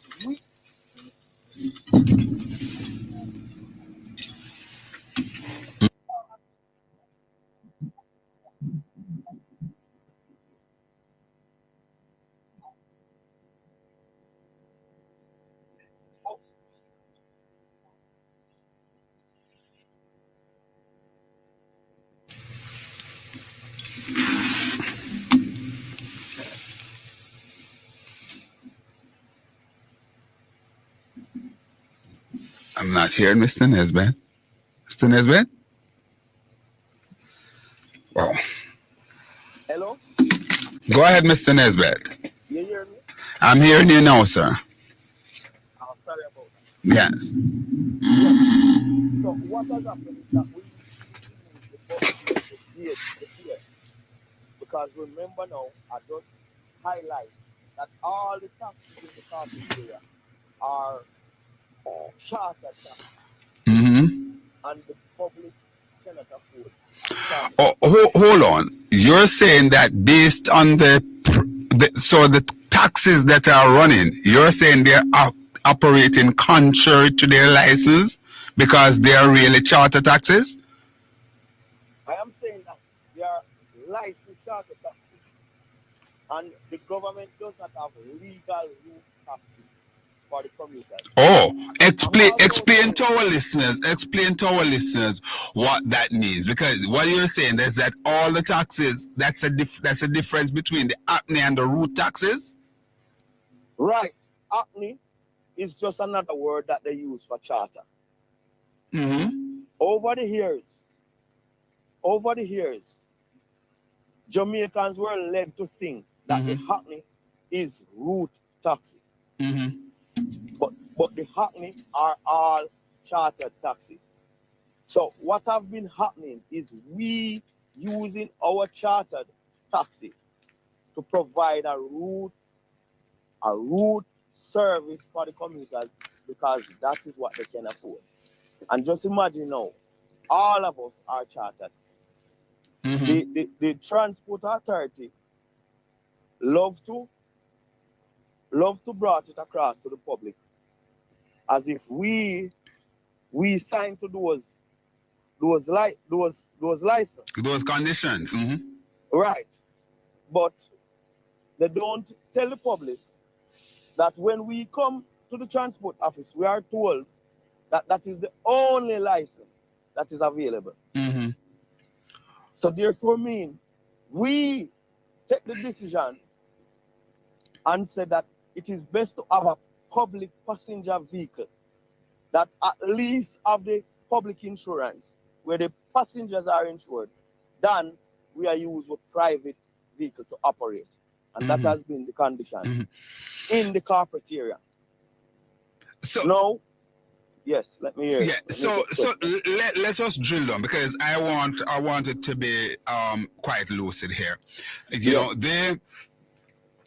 you're saying that the present operation within the KMTR, it is not really a route taxi system, it's really ACNE, which is the other word, that is the other name for chartered taxi, right? Right. And as a result of that, persons will be even operating in contravention of their law, the license that was given to them by the transport authority. Yes. Also, the government and the transport over the years use that fact to take up our car, seize our vehicle, whenever they think it's convenient. This minute they seize our vehicle, the next minute they stop. And because they can take your vehicle under the condition that the license that you have, which is given to you by them. You're acting against that license. That's one. And two, whenever we stop to let our pick up anywhere in the carpet area, we get flooded with traffic tickets. So with those conditions, all bus stop becomes a charge. So when we stop at the bus stop and let off our pickup, we get charged. Now, bear in mind, we are talking about 90% of all taxis in the corporate area, sir. And the transport authority renew these licenses annually and collect with money. This fault is not our fault. This fault is on the regulators. Now, while they are doing this to us, flooding us with traffic tickets and seizing our vehicle, they are telling the public that they should take the red plate. And I'm sure you can remember that. Countless times they come in the media and tell the public that the red plate taxi, that is what they must. Yeah, man, definitely, because those are the legal taxi to transport our citizens. Those who bear the red plate. But Mr. Nesbitt, I want to drill down. I want to drill down on something here, because this conversation is against the background of the 23 routes that is now being taken out from the JUTC and now given to taxi operator. What is your bone of contention? What this means? What this mean for the traveling public? And indeed, you talk about the 30% reduction in fares that they're asking you to take. What else? Let me correct you. The route that has been approved, it is not approved for the taxi operators only. It is approved for the commuters. Because while they have us operating in that condition, where they can flood us with tickets and seize our vehicle, we are the service provider in the corporate area, the main service provider in the corporate area. In other words, when people want to reach to work, is a taxi. We carry the children to university. So bus weren't on those routes before? Pardon? Weren't those routes being plied by JUTC bus? Yes, but the bus is inefficient. The bus is a failing thing for the commuters. Now, this is not just my opinion. When Jamaicans are out there on the road and want to reach work, they want a taxi. Because the JUTC is not fulfilling its purpose. But certainly, outside of routes that would be turned off, and so where people want to go to their yard, their homes, their houses. Hold on, Mr. Nesbitt. The truth is that a JUTC properly organized and regulated transport system would definitely be the best for the majority of the people. because certainly they would be paying a less cost, they would be traveling comfort, and they would not be encountering with a lot of the hooliganism that is taking place with some of your operators, sir. Well, let me put it to you that the JUTC have been operating for more than 25 years. Yes. And when they were fully fitted and suited out on the road in their numbers, they weren't. You mean in 2016 when they had 400 up to 450 buses? Even when them just started out, the JUTC was still inefficient in providing the service. Yes. And there's a lot of reason for that. That is why every year, out of your pocket and my pocket and every Jamaican pocket, $13 billion gets sent to JUTC. And it still is not providing. But remember now, every public transportation system across the world is subsidized. Granted, we're seeing where there are too much losses taking place by the JUTC, but it is a given that you will subsidize transport. And that's where I think even yourself, Mr. Nesbitt, and your other colleague, you're falling down on the job yourself, because I think what you guys should be doing is lobbying the government to reduce things like GCT and spare parts, also to reduce the tax at the pump and so on. You guys have failed. Hold on. Let me put this to you. Government have a duty to Jamaican people to fix the economy and to ensure that everything goes smooth for Jamaican public. That's not our duty. Our duty is to look out for our interests, which would allow us to provide a better service for the commuters. And I'm saying to you, as it stands now, JUTC, even them agree, they are not in a position to provide the service. No. There's no question about that, There's no question about that. Not just that. The infrastructure that we have, it does not allow JUTC to provide an efficient service on these routes. You have routes where the JUTC used to have to reverse when a bicycle man come. You have routes where the JUTC bus in full fleet used to operate, run up and down for the entire day empty. So what I'm picking up from you as well, Mr. Nesbitt, is that we need to do what I'm calling a proper audit as to route that is fit for purpose based on the road composition, the turn off, all of these sort of things and so on, and put a proper system in place. But here it is. The fact that the JUTC said, the authorities said they are giving up these 23 routes. They are saying that you are supposed to take a 30% cut in your fare at the fare box. Yes, and that is. And where are you on that? Well, we don't think that can work. Mr. Nesbitt, I'm going to have to call you after the 11 o'clock break for about 5 minutes because I'm up on time. I'm up on the 11 o'clock news, all right? Want for you to just conclude that. All right, please. Good. Let's go to 11 o'clock break. So come. The proceeding.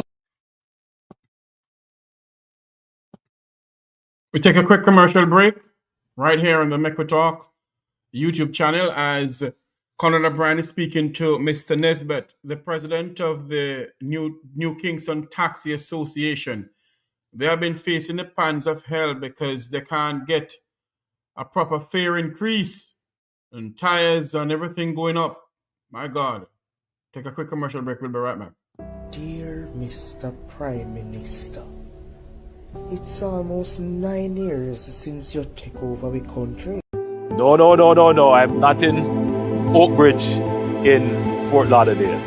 I am at Oak Estates in Bernard Lodge in the parish of Portland.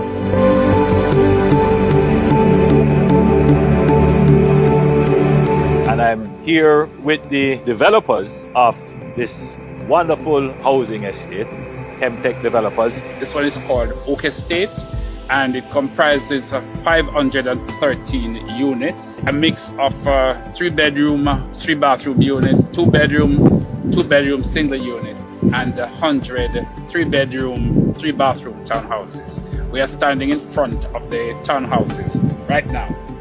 Wow, it looks good. It's a gated community, supported by all the amenities that are required. There's a clubhouse with a swimming pool, tennis court, a gym, multiple play areas, and we even have a pickleball court. So that's very topical right now, very trendy. So we're with the times. So in the Jamaican context, like any other country, you have different housing segments, and the government plays its part by trying to make a market that can support all segments within that market. The Jamaican housing market does fairly well in providing houses for upper, middle, upper, and it does pretty well in providing houses for middle and affordable. The challenge is in the segment of the market that you would describe as low income and achievable housing. And low income clearly would be persons earning just above minimum wage and would be able to afford a starter unit or a housing solution, maybe the land, or maybe a 1-bedroom for which they'll expand. And then for what we describe as achievable would be those persons who would have to set aside a significant portion of their income to be mortgaged to buy a complete unit. So that end of the market is really challenged. So there are persons who would be able to effectively buy a solution that would be considered low income or achievable.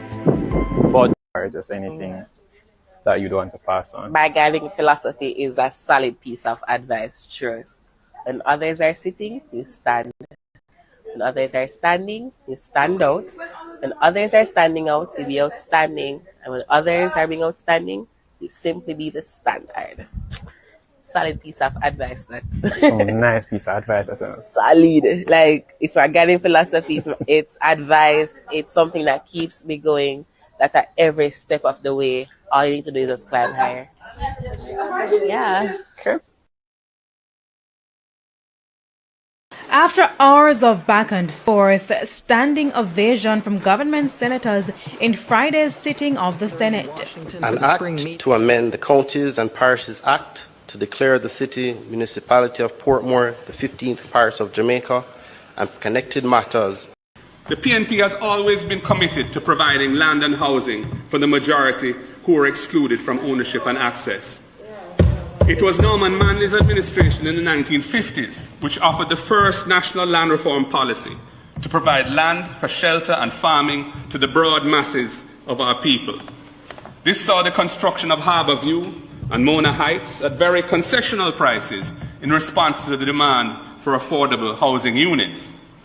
Then in the 1970s, Housing Minister Anthony Spalding led an unprecedented assault on landlessness and undignified shelter, evidenced by the delivery of over 60,000 houses and parcels of land to the working class and the poor. Prime Minister Michael Manley then created the National Housing Trust to provide low-income mortgages, and it became the most transformational institution in the housing sector in Jamaica. After 1989, we oversaw the construction of thousands of housing units with the creation of Greater Portmore, financed under the San Jose Accord with Mexico and Venezuela. And between 1995 and 2002, the Most Honourable P.J. Patterson's administration advanced the process of land tenure to first-time landowners with the provision of 30,010 titles and 28,000 letters of possession. Nevertheless, Madam Speaker, some 700,000 parcels of land in Jamaica still have no registered title. And this undermines the financing of agriculture and indeed all rural development. It has contributed to persistent poverty over generations. The impediments are complex, structural, and rooted in our history. Madam Speaker, our response to this will have to be innovative, involving profound legislative and administrative changes. Under Dr. Peter Phillips, we developed a far-reaching set of legislative proposals that will, for the first time, comprehensively tackle the intractable issues of land titling for our people. In addition to these reforms to facilitate easier land titling, we are also committed to two programs. Firstly, a major thrust in building affordable housing, and secondly, a program for empowering the occupants of dilapidated housing stock in inner city and rural communities to upgrade their homes. As a matter of policy, Madam Speaker, Jamaica cannot only provide housing for upper income earners. Naturally, that is where the greater profit lies, and no one can blame a developer for seeking out that segment of the market. The government must therefore be the architect of creative and proactive policies that encourage developers to serve the chronically underserved segment of the market for low-income people. Our Shadow Minister of Finance has outlined what we have in mind for incentivizing developers to invest in building affordable housing for low-income earners. It will take a strategic approach by government in collaboration with the private sector. Madam Speaker, we are also to commence a program for persons living in deplorable housing conditions. We will empower them to fix their leaking roofs, to restore their walls that are crumbling or their floors that are rotten, and to build their own bathrooms if they don't have one. We will do this by assisting them with the purchase of materials, while they make their own arrangements for the tradesmen and labour from within their communities. This program will facilitate the upgrading of the dilapidated housing stock in which too many Jamaicans now live. It will create a sense of achievement and progress in their lives, and the comfort of better and more secure living conditions. It will also provide an economic stimulus in these communities, with local tradesmen, labourers and hardware merchants benefiting from the investment that the people will be making in upgrading their homes. Madam Speaker, it really does Jamaica little credit that many depressed areas were once stable communities which ennobled our nation in sports, culture and scholarship. My constituency of South St. Andrew has produced boxing champions such as Bonnie Grant and Percy Hales, the brilliant West Indian batsman and all-rounder really, Collie Smith, the immortal whalers, comprising institution... Boys Town is in my constituency. The immortal whalers, comprising international musical icons, Bob Marley, Peter Tosh and Bonnie Whaler, and the last two poet laureates of Jamaica, Professor Mervyn Morris and Lorna Goodison. We must rediscover that sense of excellence. Madam Speaker, we must rediscover that sense of excellence and discipline.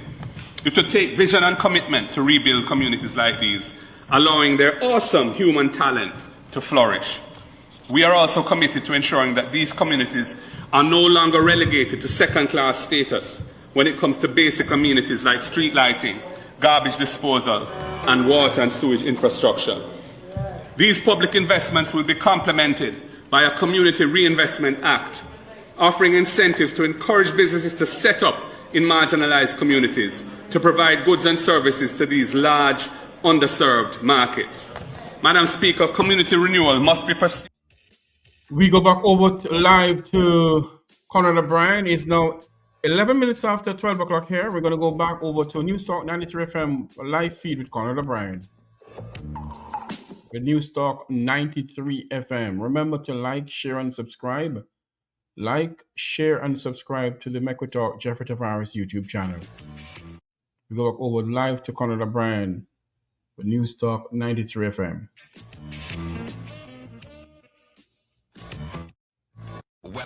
Welcome back to Straight Up. My listeners, my viewers, please, I am appreciative of your patience.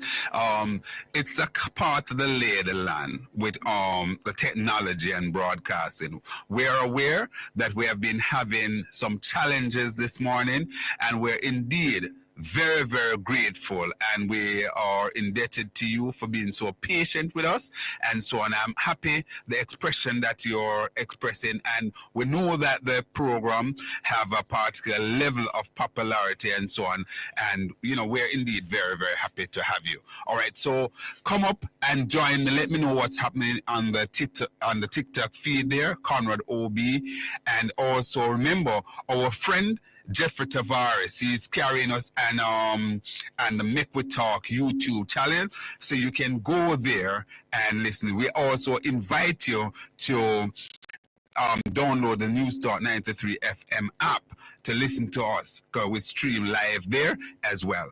We have Mr. Nesbeth back online. Mr. Nesbeth is the president for the New Kingston Taxi Association. So the bane is the 23 new routes that have been given. What Mr. Nesbeth is saying that, listen, there's always a problem, and he's outlining the terrain that are just not fit for bus purpose and so on. But a big sticking point is the ask for them to take a 30% reduction at the fare box. Mr. Nesbeth, welcome back to Straight Up, sir. Yes, thank you again, Conrad. And good day again to everyone. Indeed. Now, let me make it clear. We are not here to fight the government or, to bully anyone. We are here to highlight the issues so that Jamaicans can understand, and that these issues can resolve amicably, and our business can be viable. Because you cannot ask us to operate in a manner where we are not being compensated. As it stands now, you already have operators that have to be doing 15 hours a day in order for them to survive. So Mr. Nesbeth, you have some people who are dubbed as big player in the industry. People like Mr. Newman, Mr. Chance, and Finnegan and so on, to name a few. This discussion about this 30% reduction, where was it discussed and who signed off on it, if it has been signed off on? Well, there have been ongoing discussions with us and those that is in authority. We collaborated with some of these names that you mentioned in sending in our recommendation and our concerns to the government and the Transport Authority. What we have found is that our concerns are neglected, and there are some leaders that is hiding this from the operators. Matter of fact, you have two specific taxi associations that is newly approved for operators to do the transition to road. Hold on, you're saying that there are two new associations? Newly approved associations. Because what the Transport Authority said is that in order for us to do the transition, we're gonna have to be a part of a taxi association. Because remember now, everybody used to have their own license and everyone was independent.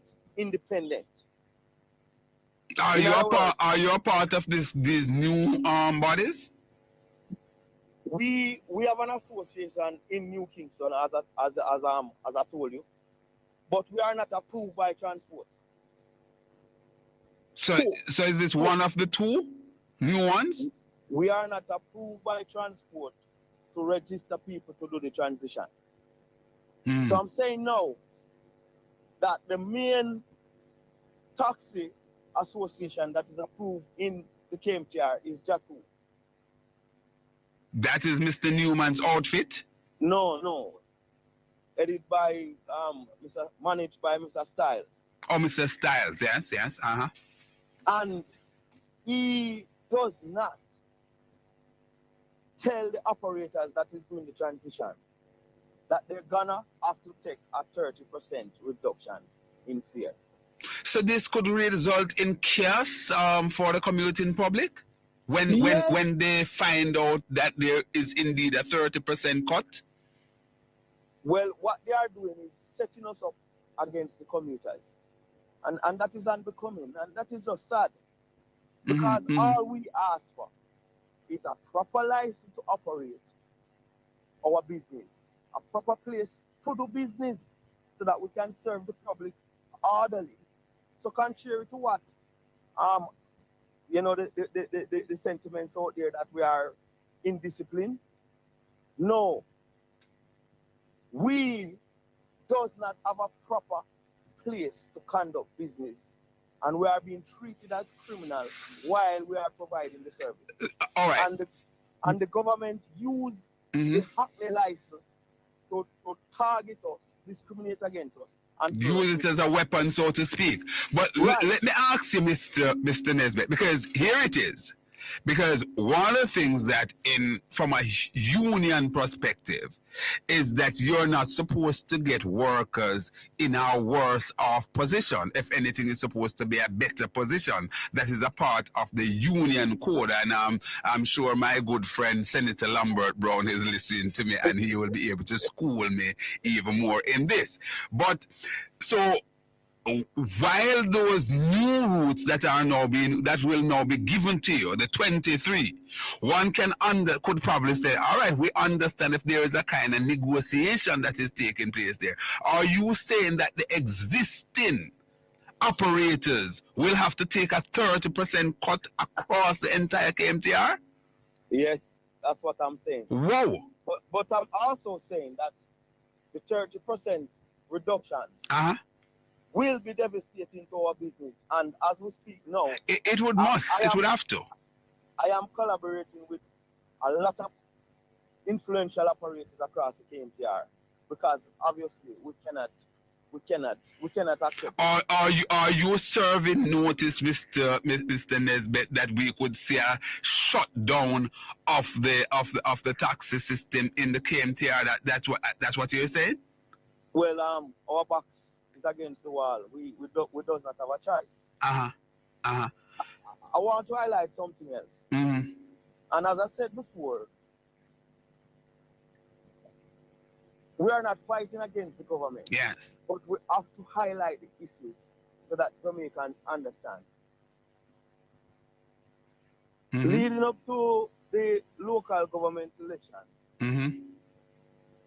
we noticed that the JUTC bus fare was dropped to $50. 50 Jamaican dollar. That is serious undercutting and undermining of our business. The only reason why that did not affect us is because the commuters that is traveling, the taxi is their preferred means of transportation. But when you drop the bus fare to $50, that is seriously undermining our business. Bad business practice. So you're saying that now with these routes being solely operated by the taxis and will be cut by 30, then that's where the rubber will really hit the road. But then again, Mr. Nesbitt, it come back to something that I raised in the discussion earlier.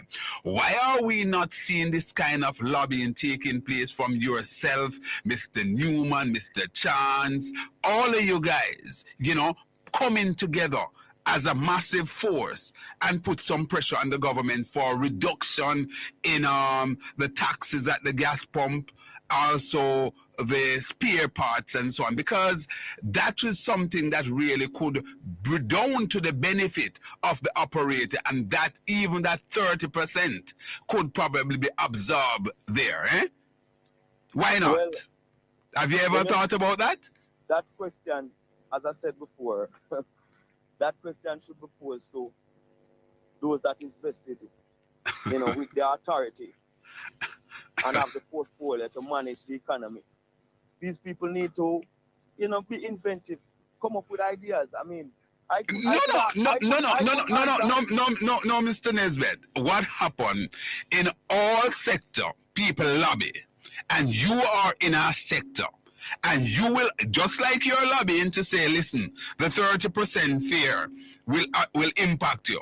There is another layer of lobbying that you can do, because there are things that you can do to compensate apart from the 30% in fares. Because remember now that the poor commuters are feeling the pangs of hell to, them not benefit from no increased salary, so they're happy for the reduction. So a compromise, I believe that is something that the government should look at, because I agree with you that it is bordering on unconscionable, and some people would dare say even wicked, to ask anybody to take a 30% cut in their earnings. I am quite au fait with that, but I'm looking at another aspect to say, why not throw some other things in the mix and have the government look at those as well, huh? And Conrad OBrian, I am agreeing with you that yes, there are things that can be done to mitigate these things. But then again, we does not have that responsibility. All right. Those that have the responsibility, they should be inventive, be creative, because they are vested with the power to do these things. Yeah, but they're not going to do it voluntarily. And that is where lobbying comes in.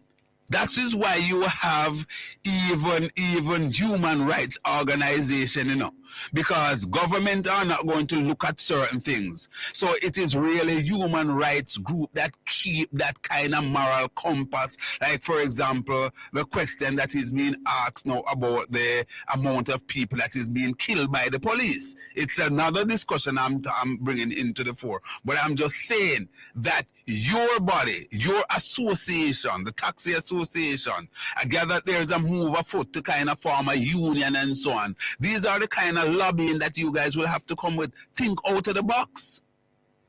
You have to go pay me for them consultancy still. May I send you the invoice?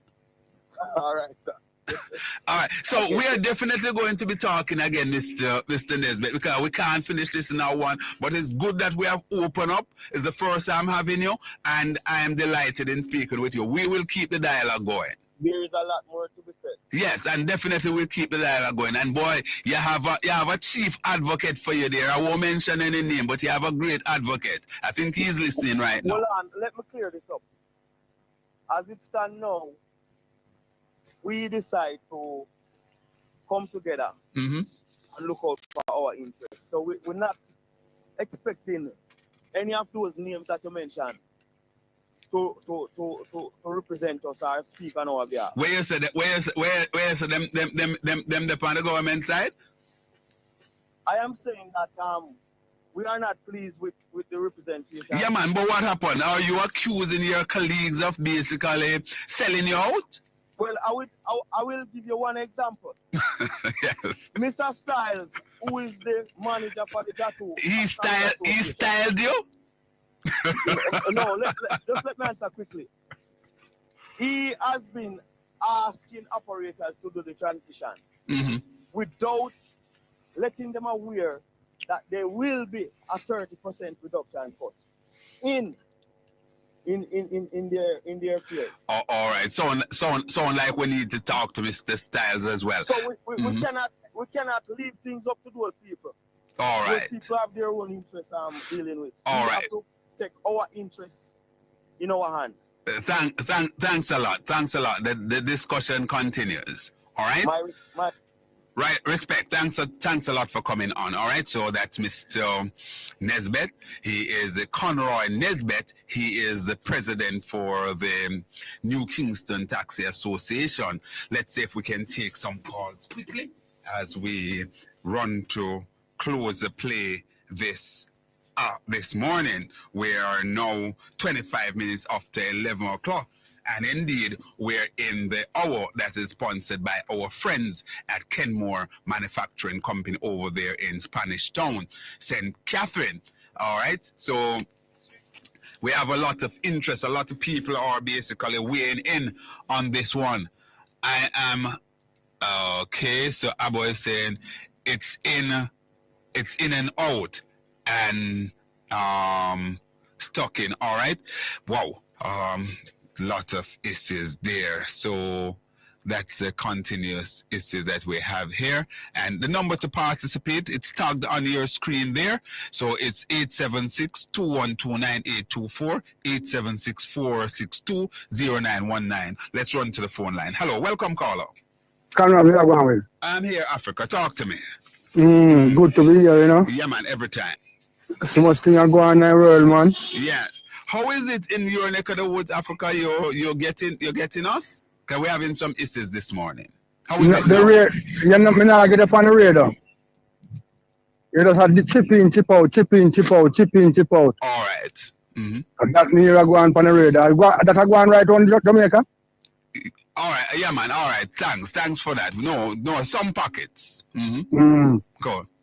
Just do a little mobile work and get me up, man. Because I will look a station this, you know.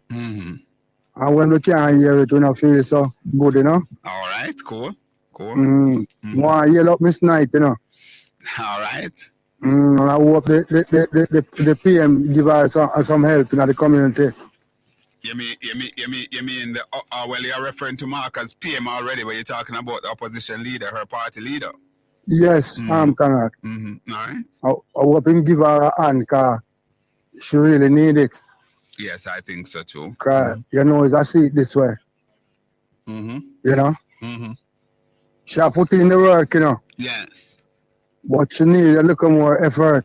Yes. She needs as much assistance. She needs as much assistance that she can, both human and capital, you know, because that's the politics, yes?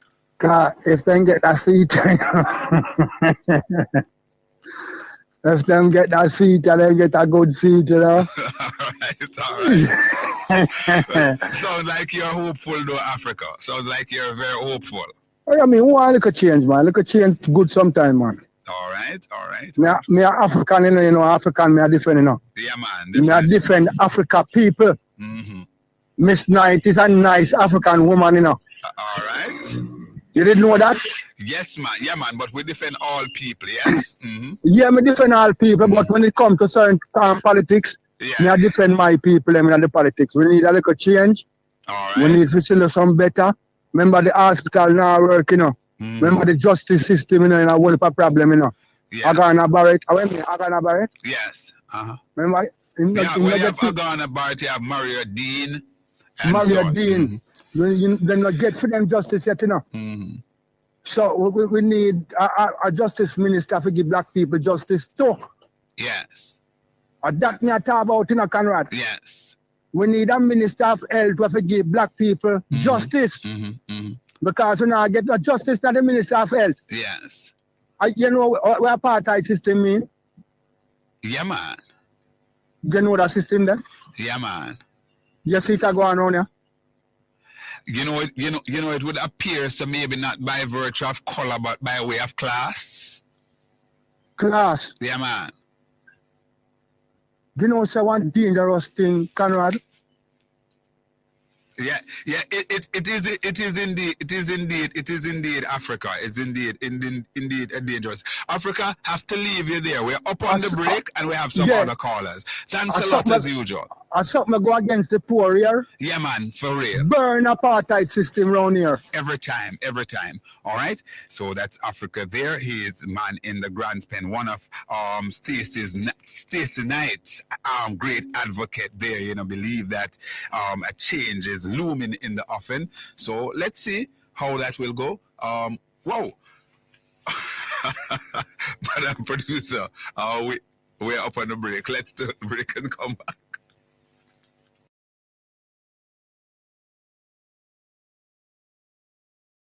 As far as I'm concerned, Jamaica is still a Christian country. We know that because the anthem is a prayer. And the PNP is still a Christian party. Because with steadfast assurance, God will look down. It means something to be a Christian country. Because we should live by the principles of Christianity. And it means something to be a Christian party because we should be guided by the principles of Christianity. And one such principle is that God is the Father. And the Bible said, who among us, if our children ask for bread, will give them stone? And if our children ask for fish, we'll give them serpent.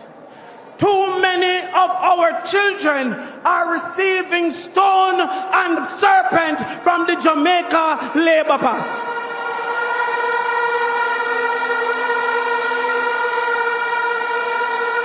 In PEP, 13,000 children this year did not achieve proficiency in mathematics. They asked for bread, they were given stone. 11,000 children did not achieve proficiency in English language. And then when it comes to CXC, it gets worse. Because 18% of Jamaican children get 5 subjects, including maths and English. And then I hear that the Minister of Education is seeking a promotion. What can go so?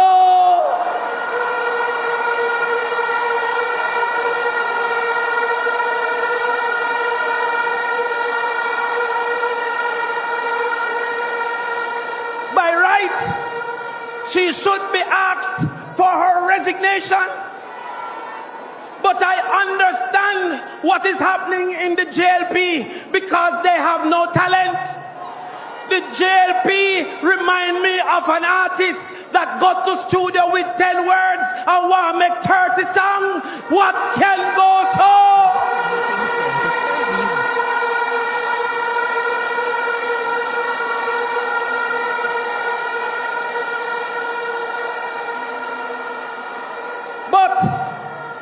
We have found the stone heap and we have found the serpent nest.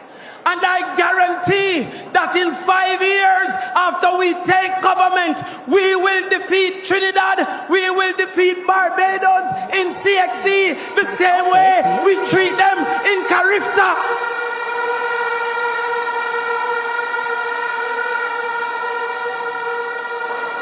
The first stone heap that must be mashed down is that of absenteeism. In the rural area, 37% absenteeism. And in the urban area, 18% absenteeism. The first thing we're going to do is make sure we have boarding facilities for at least 30% of our school population. And then we are going to give 1 meal per child in school. The JLP will quickly say, how can we afford it? But let me tell you something about afford. They say they can't afford 1 meal per child in school, but they will afford 3 meals per adult in prison. What can go so?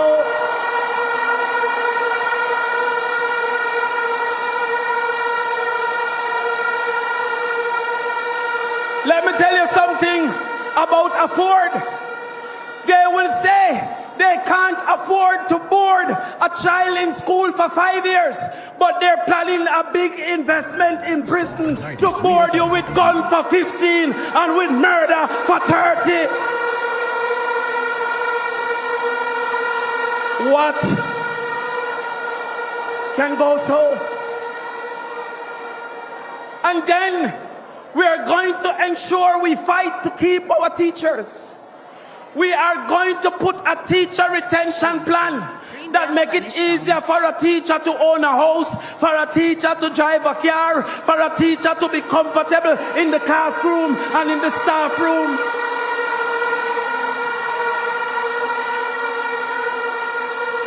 We will meet with the embassies and our friends from the embassies who wants our talent to help us to prepare an investment so that they can get and we can have and our children aren't left without teachers. Straight up right here. But you see, after that investment, you see who want to prevent our 1 degree per household? We're in the final half an hour of the program. Just 1 second caller coming to you momentarily, but there are some very interesting stories on the Gleaner today. One pap smear result delay, and it said it could take up to 3 months for the result of a basic pap smear examination, and this is due to a shortage of professionals in the field. And you know, when you think about it and recognize that, and I think that we have technicians and all sorts of people who are part of the medical apparatus here from Cuba, and you know that we have some of them who have been sent home recently for whatever cause. We heard from the Ministry of Health saying that their contract has been expired.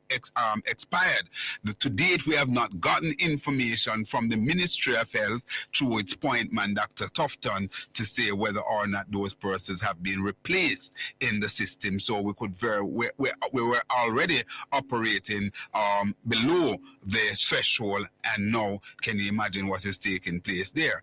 But there's also very, very good story on the front page here as well. Historic surgery, Andrews Memorial conduct first lumbar disc replacement in the English-speaking Caribbean. So we want to hail that in a big way right here in Jamaica at the Andrews Memorial Hospital that took place. All right, the story is indeed in the Gleaner, and also it's continued to say medical miracle. All right, advocate call for strong mechanism for food nutrition policy rollout. We want to support that. Indeed, we need that to be buffered. You know, food security and nutrition supposed to be a right. All right. In the opinion commentary, there's an article here from Ronnie Thwaite. Easter thoughts. All right. And as we talk about Easter thought, we know that the Pope has basically passed on yesterday at age 88 or so. All right, so as we always say, may his soul rest in peace and light perpetually shine on his face, and we offer our sincere condolences to the Catholic community, you know, that basically the Pope means a lot to them. All right, so let's take the calls. Hello, welcome caller. Hi, good morning, Conrad. Hi, how are you doing, John? I'm not doing too bad. Before I go into what I'm going to say, that surgery at Andrews Hospital. Dr. Liburn. Yes. Liburn, who is the lead personnel. He is the husband of Senator Sobabins. Yes. So PMP connection.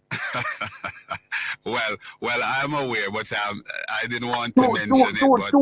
But for what it's worth, he's a professional of the highest caliber, irrespective of the politics. We don't want to cloud it. Two things here. Yes. I get information from a very good source out of the Ministry of Health. That the car part that was built at University Hospital cost $230 million. Yes. You know, it boggles the mind. I checked with two engineers. And, you know, when them look for them, so what's this could have been done for $90 million to $100 million at most. Let me ask you something, John. Do you expect, because there's a call, my friend Jeffrey Tavarres, who is listening to me, he is one of those persons who have been raising this, and other people have been saying it. You know, people like yourself come on program like this on a daily basis and so on, you raise these issues. Do you expect that the first business at hand, you know, if and when the people decide to herald in Mark Golden and the PNP into office, there should be some serious forensic audit take place? I tell you, I am 100% for it. We need to know because when you look at everything, I mean, something seems to have gone awry. But everything what these people are doing is some exorbitant money. Exorbitant, yes. Exorbitant. You know, my brother. You know, hospitals, no health sector right now. it is under severe pressure. And you have to tell me, say, the minister and those that advise him, feeling like see that building a car park as a priority. John Huntley Davis is saying propaganda, PNP, misleading, PNP, desperation. That's what he's saying. Very good. Then you can't listen. You want to tell me, now, what I want. That is a priority that the government sees to build a car park for 230 million. Yeah. When our health system need equipment, we need beds, we need syringe, we need a sponge. And that is what them should do. Something is dramatically wrong. The next point, my brother. Yes. The problems I went on a stage the other day and letting the PMPs to dogs running down the vehicle. You know? I call another radio station and the people that say every time about idiot name and like this something. There are many other ways you could have said something. I bet you if it was Mark Golden who had mentioned that the JLP them coming like dog. You know about radio station and Bell Avenue. 3 days. When you say it would have reached a higher threshold than what we saw with the chain situation down there. Big time. But what Andrew was a realize and the Jamaican people like to dog, you know.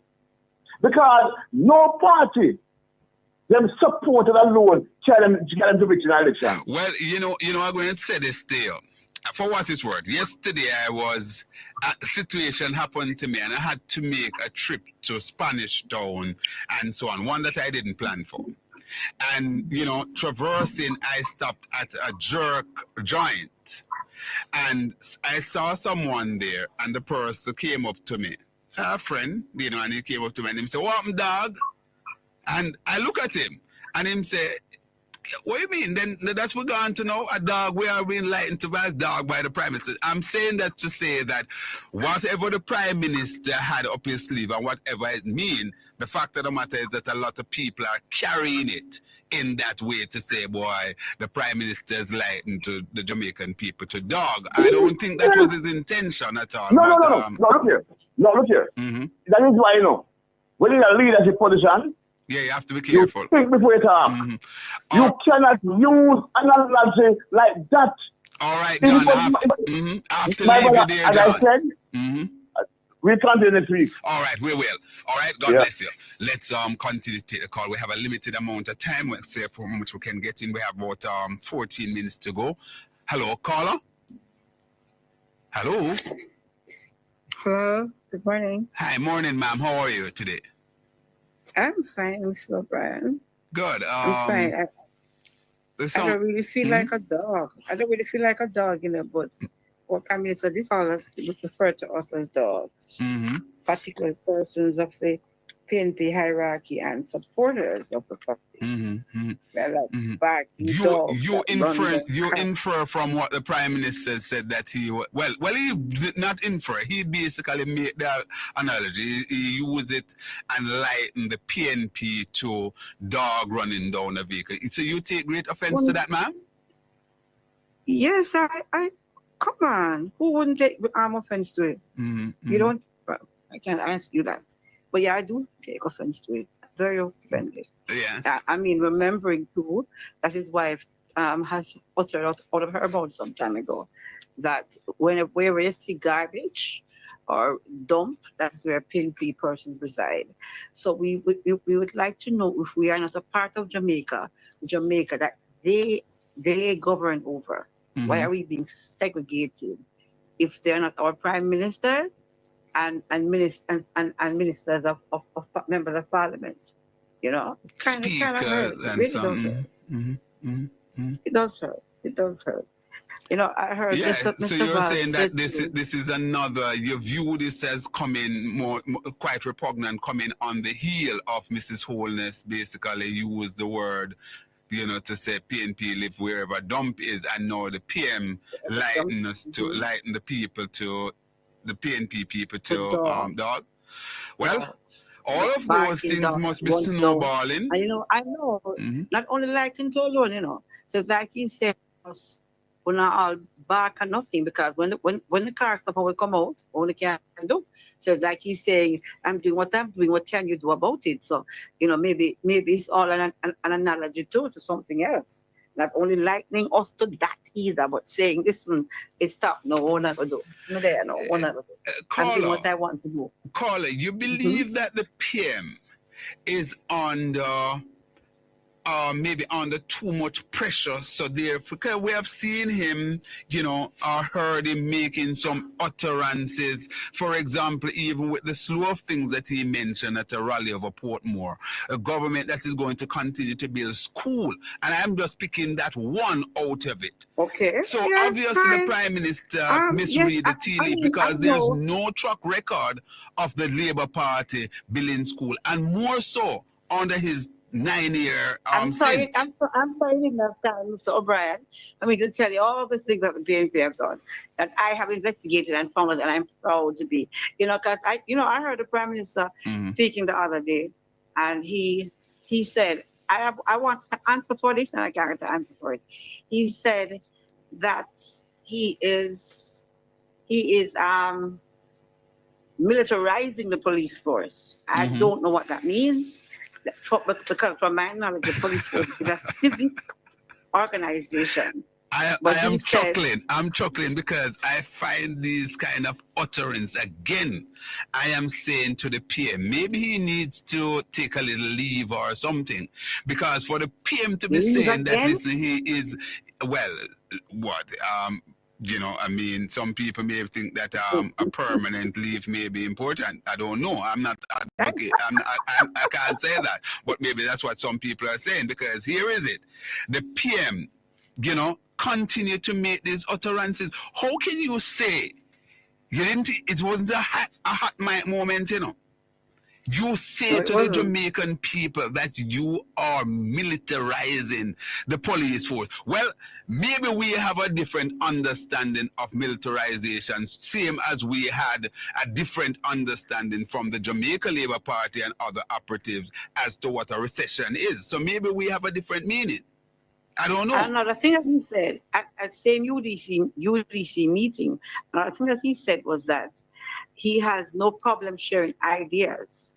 And as long as he sees a good idea, or hear a good idea, he's going to work with that good idea. So there is no need for a new government, because any idea that was put out, he's willing to do those ideas. So I'm wondering if he was alluding to all the things that the PNP said the Conrad leader said in Parliament about the plan for housing for young people, the plan for in his budget presentation. Yes, so he's now saying on the heels of all of that, listen, you don't need another change of government, because whatever was promised to you by them, I am willing to carry those ideas. All right. So, something must be wrong. Yes. Something must be wrong. Yes. Mr. Vaz is saying we must choose between him and Mr. Hall. What has Mr. Vaz done? Staple is saying that drowning man clutch after straws. And there is Tajay Robinson saying vote PNP, all right? And of course, I did read the other JLP supporter thing, because I want to be fair. He's saying propaganda, PNP, misleading, PNP desperation. So we're getting a mixed bag here. Also, Sample is saying, sending me a rose here, sent a rose, and so on. All right, go ahead. Sorry to cut you. Just trying to utilize the space as we go along. Okay, so these are really my concerns. And also of concern too is the news that our men are really dying, overwhelmingly passing on in the Mapen Hospital.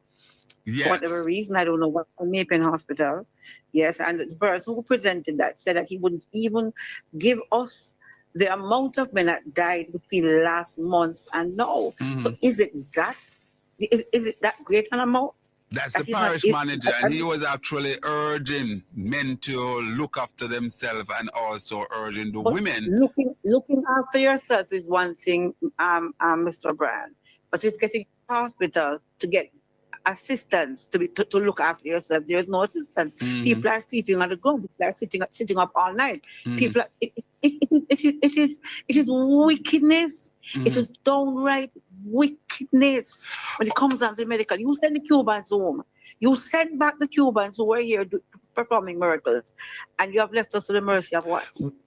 And that's a very important point. And because I want to take one more before I go, Andrea, but I want to say that that's a very, very important point you're making there, because I've been asking the question, those persons that gone home, whether voluntary or involuntary, have they been replaced? And we have already had certainly a shortage in the system before. So can you just imagine what is the state of affairs right now?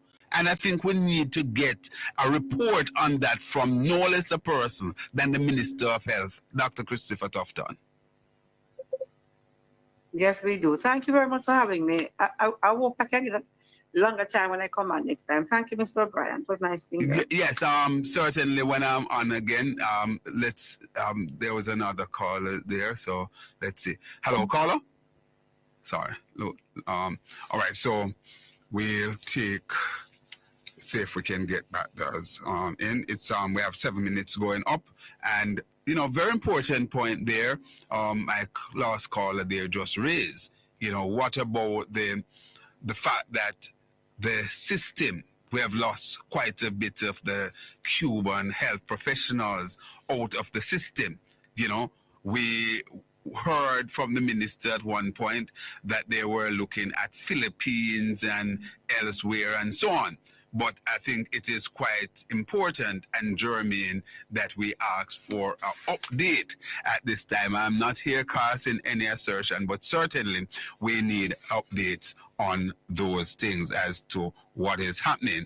Indeed, the gentleman there at the Maypen Hospital, he talked about that. But another layer of the whole scenario is the perilous state that the hospitals are in. All right. Abba is saying, Hunter Davis, the only desperate here is the JLP on the Handjo Wholeness. All right. So there you have it. And Evan Wilson is saying, yes, Maypen Hospital in a deplorable condition. I know five person go in and come out with infection. Wow. All right. That's something that's saying. Another person is saying, comrade, it's time to avoid the distraction, focus on canvassing. All right. So that a lot of things are coming through here, and invite Blessing, all right, as live as guest. All right, so let's see if we can get some more on. And okay, so we're coming up to the end of the program. We can take this one very quickly. Let's take it for about 3 minutes or so. Hello, caller. Hello. Yes. Good morning, Conrad. Hi, yeah, man. You have 2 minutes. Go ahead quickly for me, please. Yeah, man. Me have to commend Dr. Dayton Camp, because you see, I really could think JLP mix him up in and whether about integrity, and the guy integrity is not under any attack or never been neither the new appointed the integrity competition. And you know why JLP is doing that? Because their leaders have been having issue with the Integrity Commission for JLP needs to stop that. It's smelly, you know, Malorder Ross and JLP and attacking an independent commission and the people appointed and talking about Dr. Dayton Campbell is a real doctor at a university gratuity ceremonial, you understand? And a real lawyer in Jamaica, one of the most qualified person, as if they're speaking about a village. I have to commend him, you know, the youth, you know, with his strong mind, ability, and education is the medium. Well, there's no doubt. There's no doubt that you know Dr. Dayton Campbell is certainly of known quantity and really and truly, you know, he is a brilliant young man. And you know, one already 2-term MP in Conrad, and if it wasn't COVID, he couldn't lose the 3rd time, you know. And he can't lose a Westmoreland, you know. All right. After one leave you there for today, though. Jamaica love. All right. Take care, Take care, my friend. All the best. Okay, that's our caller there from South Florida. And always a pleasure hearing from everyone. I'll close out by sharing another wonderful story here. 45 years of giving. Trench Town philanthropists provide Easter treat for elderly. We're seeing a picture of the MP there, Mr. Mark Golden, intermingling with them. Mark Golden, MP, Member of Parliament for St. Andrew South, great resident of his constituency, Edwin Corey, and Sylvester Collins during a treat for the elderly at the Trenchtown Multipurpose Center on Monday. And we want to commend that. We hail those things in a big way. You know, we can't just kick our elderlies to the curb. You know, we have to basically treat them and always have them in the mainstream, as it were. And there's also another article here in the Observer saying, we were JLP first. PNP Turncoat Myers says he and James have returned home. All right, so they're saying that they were JLP first. I didn't know that. All right, so let me just say thanks to our guests. We have had Mr. Nesbitt, and we also had our other guests from overseas there. I want to say thanks to all of you for joining us this morning. On behalf of my producer, Tanya Richards, I'm saying thanks to all of you who join us on the various platforms, to my friend Jeffrey Tavarres that carries us on his platform, Make We Talk, and indeed those of you who join us on the Conrad OB platform as well.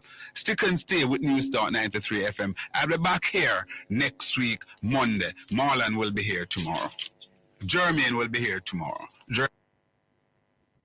The proceeding. Thank you all very much. This is where we're going to stay so long. From News Talk 93 FM. From News Talk 93 FM. It's been a beautiful, beautiful discussion this morning. We're going to say thank you all very much for coming on. I think this evening we're going to have a program this evening. Hopefully we do. I want to say thank you all for coming on. Thank you all for being a part of the program. Remember to like, share, and subscribe to the Make We Talk. Hey.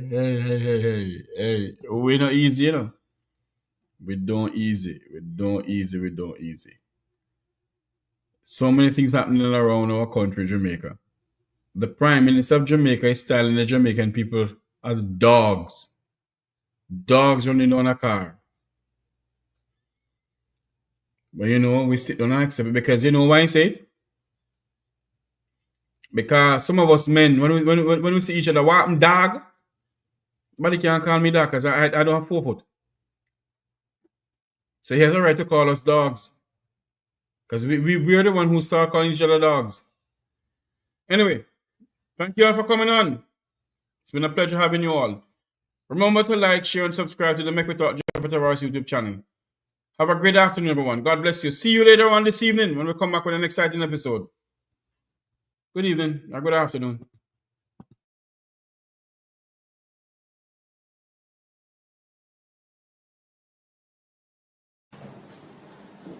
My guide is what I call the wholeness principles of accountability. Because the wholeness principle of accountability was first demonstrated to me in 2013 when he called on Junior Minister Richard Hassan to step aside.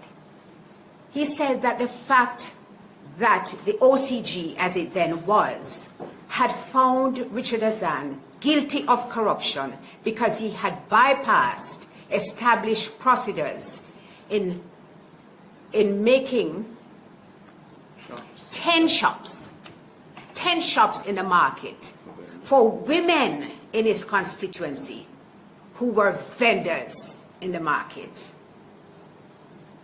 to be deserving of isolation and condemnation. He said he would not sit in a parliament where Minister Hassan sat. He said it was a dark day for Jamaica and that the public had lost its trust in the minister and the institutions had lost their trust. Now, as the leader pointed out, the Integrity Commission was at pains to point out that as Prime Minister and head of government, Mr. Holness has a higher duty to the public to ensure that the laws of Jamaica are maintained. But he has more than that to do because he sets the moral compass for his cabinet, for the parliament, and indeed for the entire country.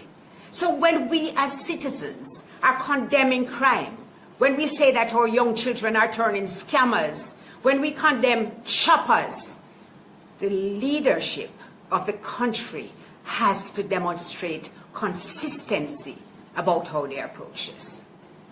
What is it that I find most egregious?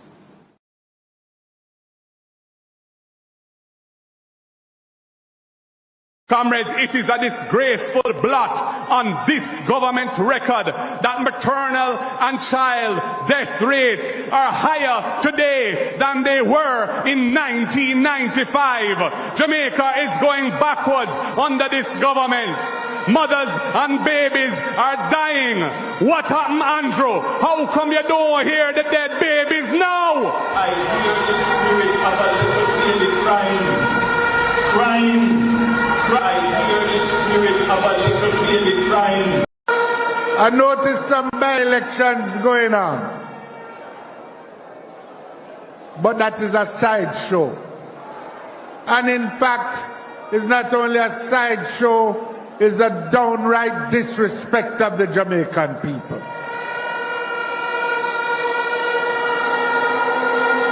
Because it is a disrespect for the rights of representation of the people of South Trelawney who have been without a member of parliament.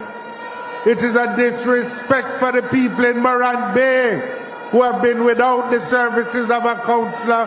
And I believe time come now for legislative reform that would cause a by-election to be held within a specified time whenever there is a vacancy, and give that power to the Electoral Commission of Jamaica so people stop playing and monkeying around with the constitutional rights of the Jamaican people.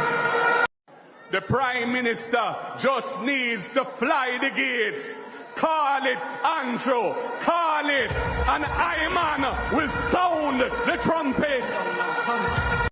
Whether you're Labour, right, PNP, regular Jamaican who just want to vote for a change, you see the next election here will come up under no circumstances whatsoever can you vote in back the Jamaica Labour Party into government. Ball out! Whoa, yo. We need help, Jesus. Jamaica need help. Shift the parliament. Shift the election. Shift everything. Remove them out there. Take out the cockroach. Take out the thief. Take out the criminal them. Take out the thief them. Take out the murderer them. Take out the gang leader them. Out of parliament. Take them out from Portland. Take them out. I hear Portland. Me I go to Portland. Why me I travel to Portland?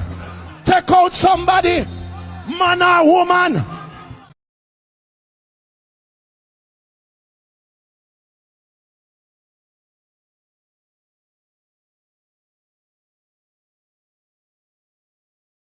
Unity is strength. Make we reason. Make we talk. If we see corruption in any shape or form, we're going to highlight it. Make we talk. Jeffrey Tavarres represents Yard and Broad and the entire diaspora. As long as it affects the life of our nation, uncover the truth. Make we reason. Make we talk. And we don't care about no vumva viva va. No upper echelon. Nobody is not above the law. As long as it not help Jamaica. Make we talk. Make we talk.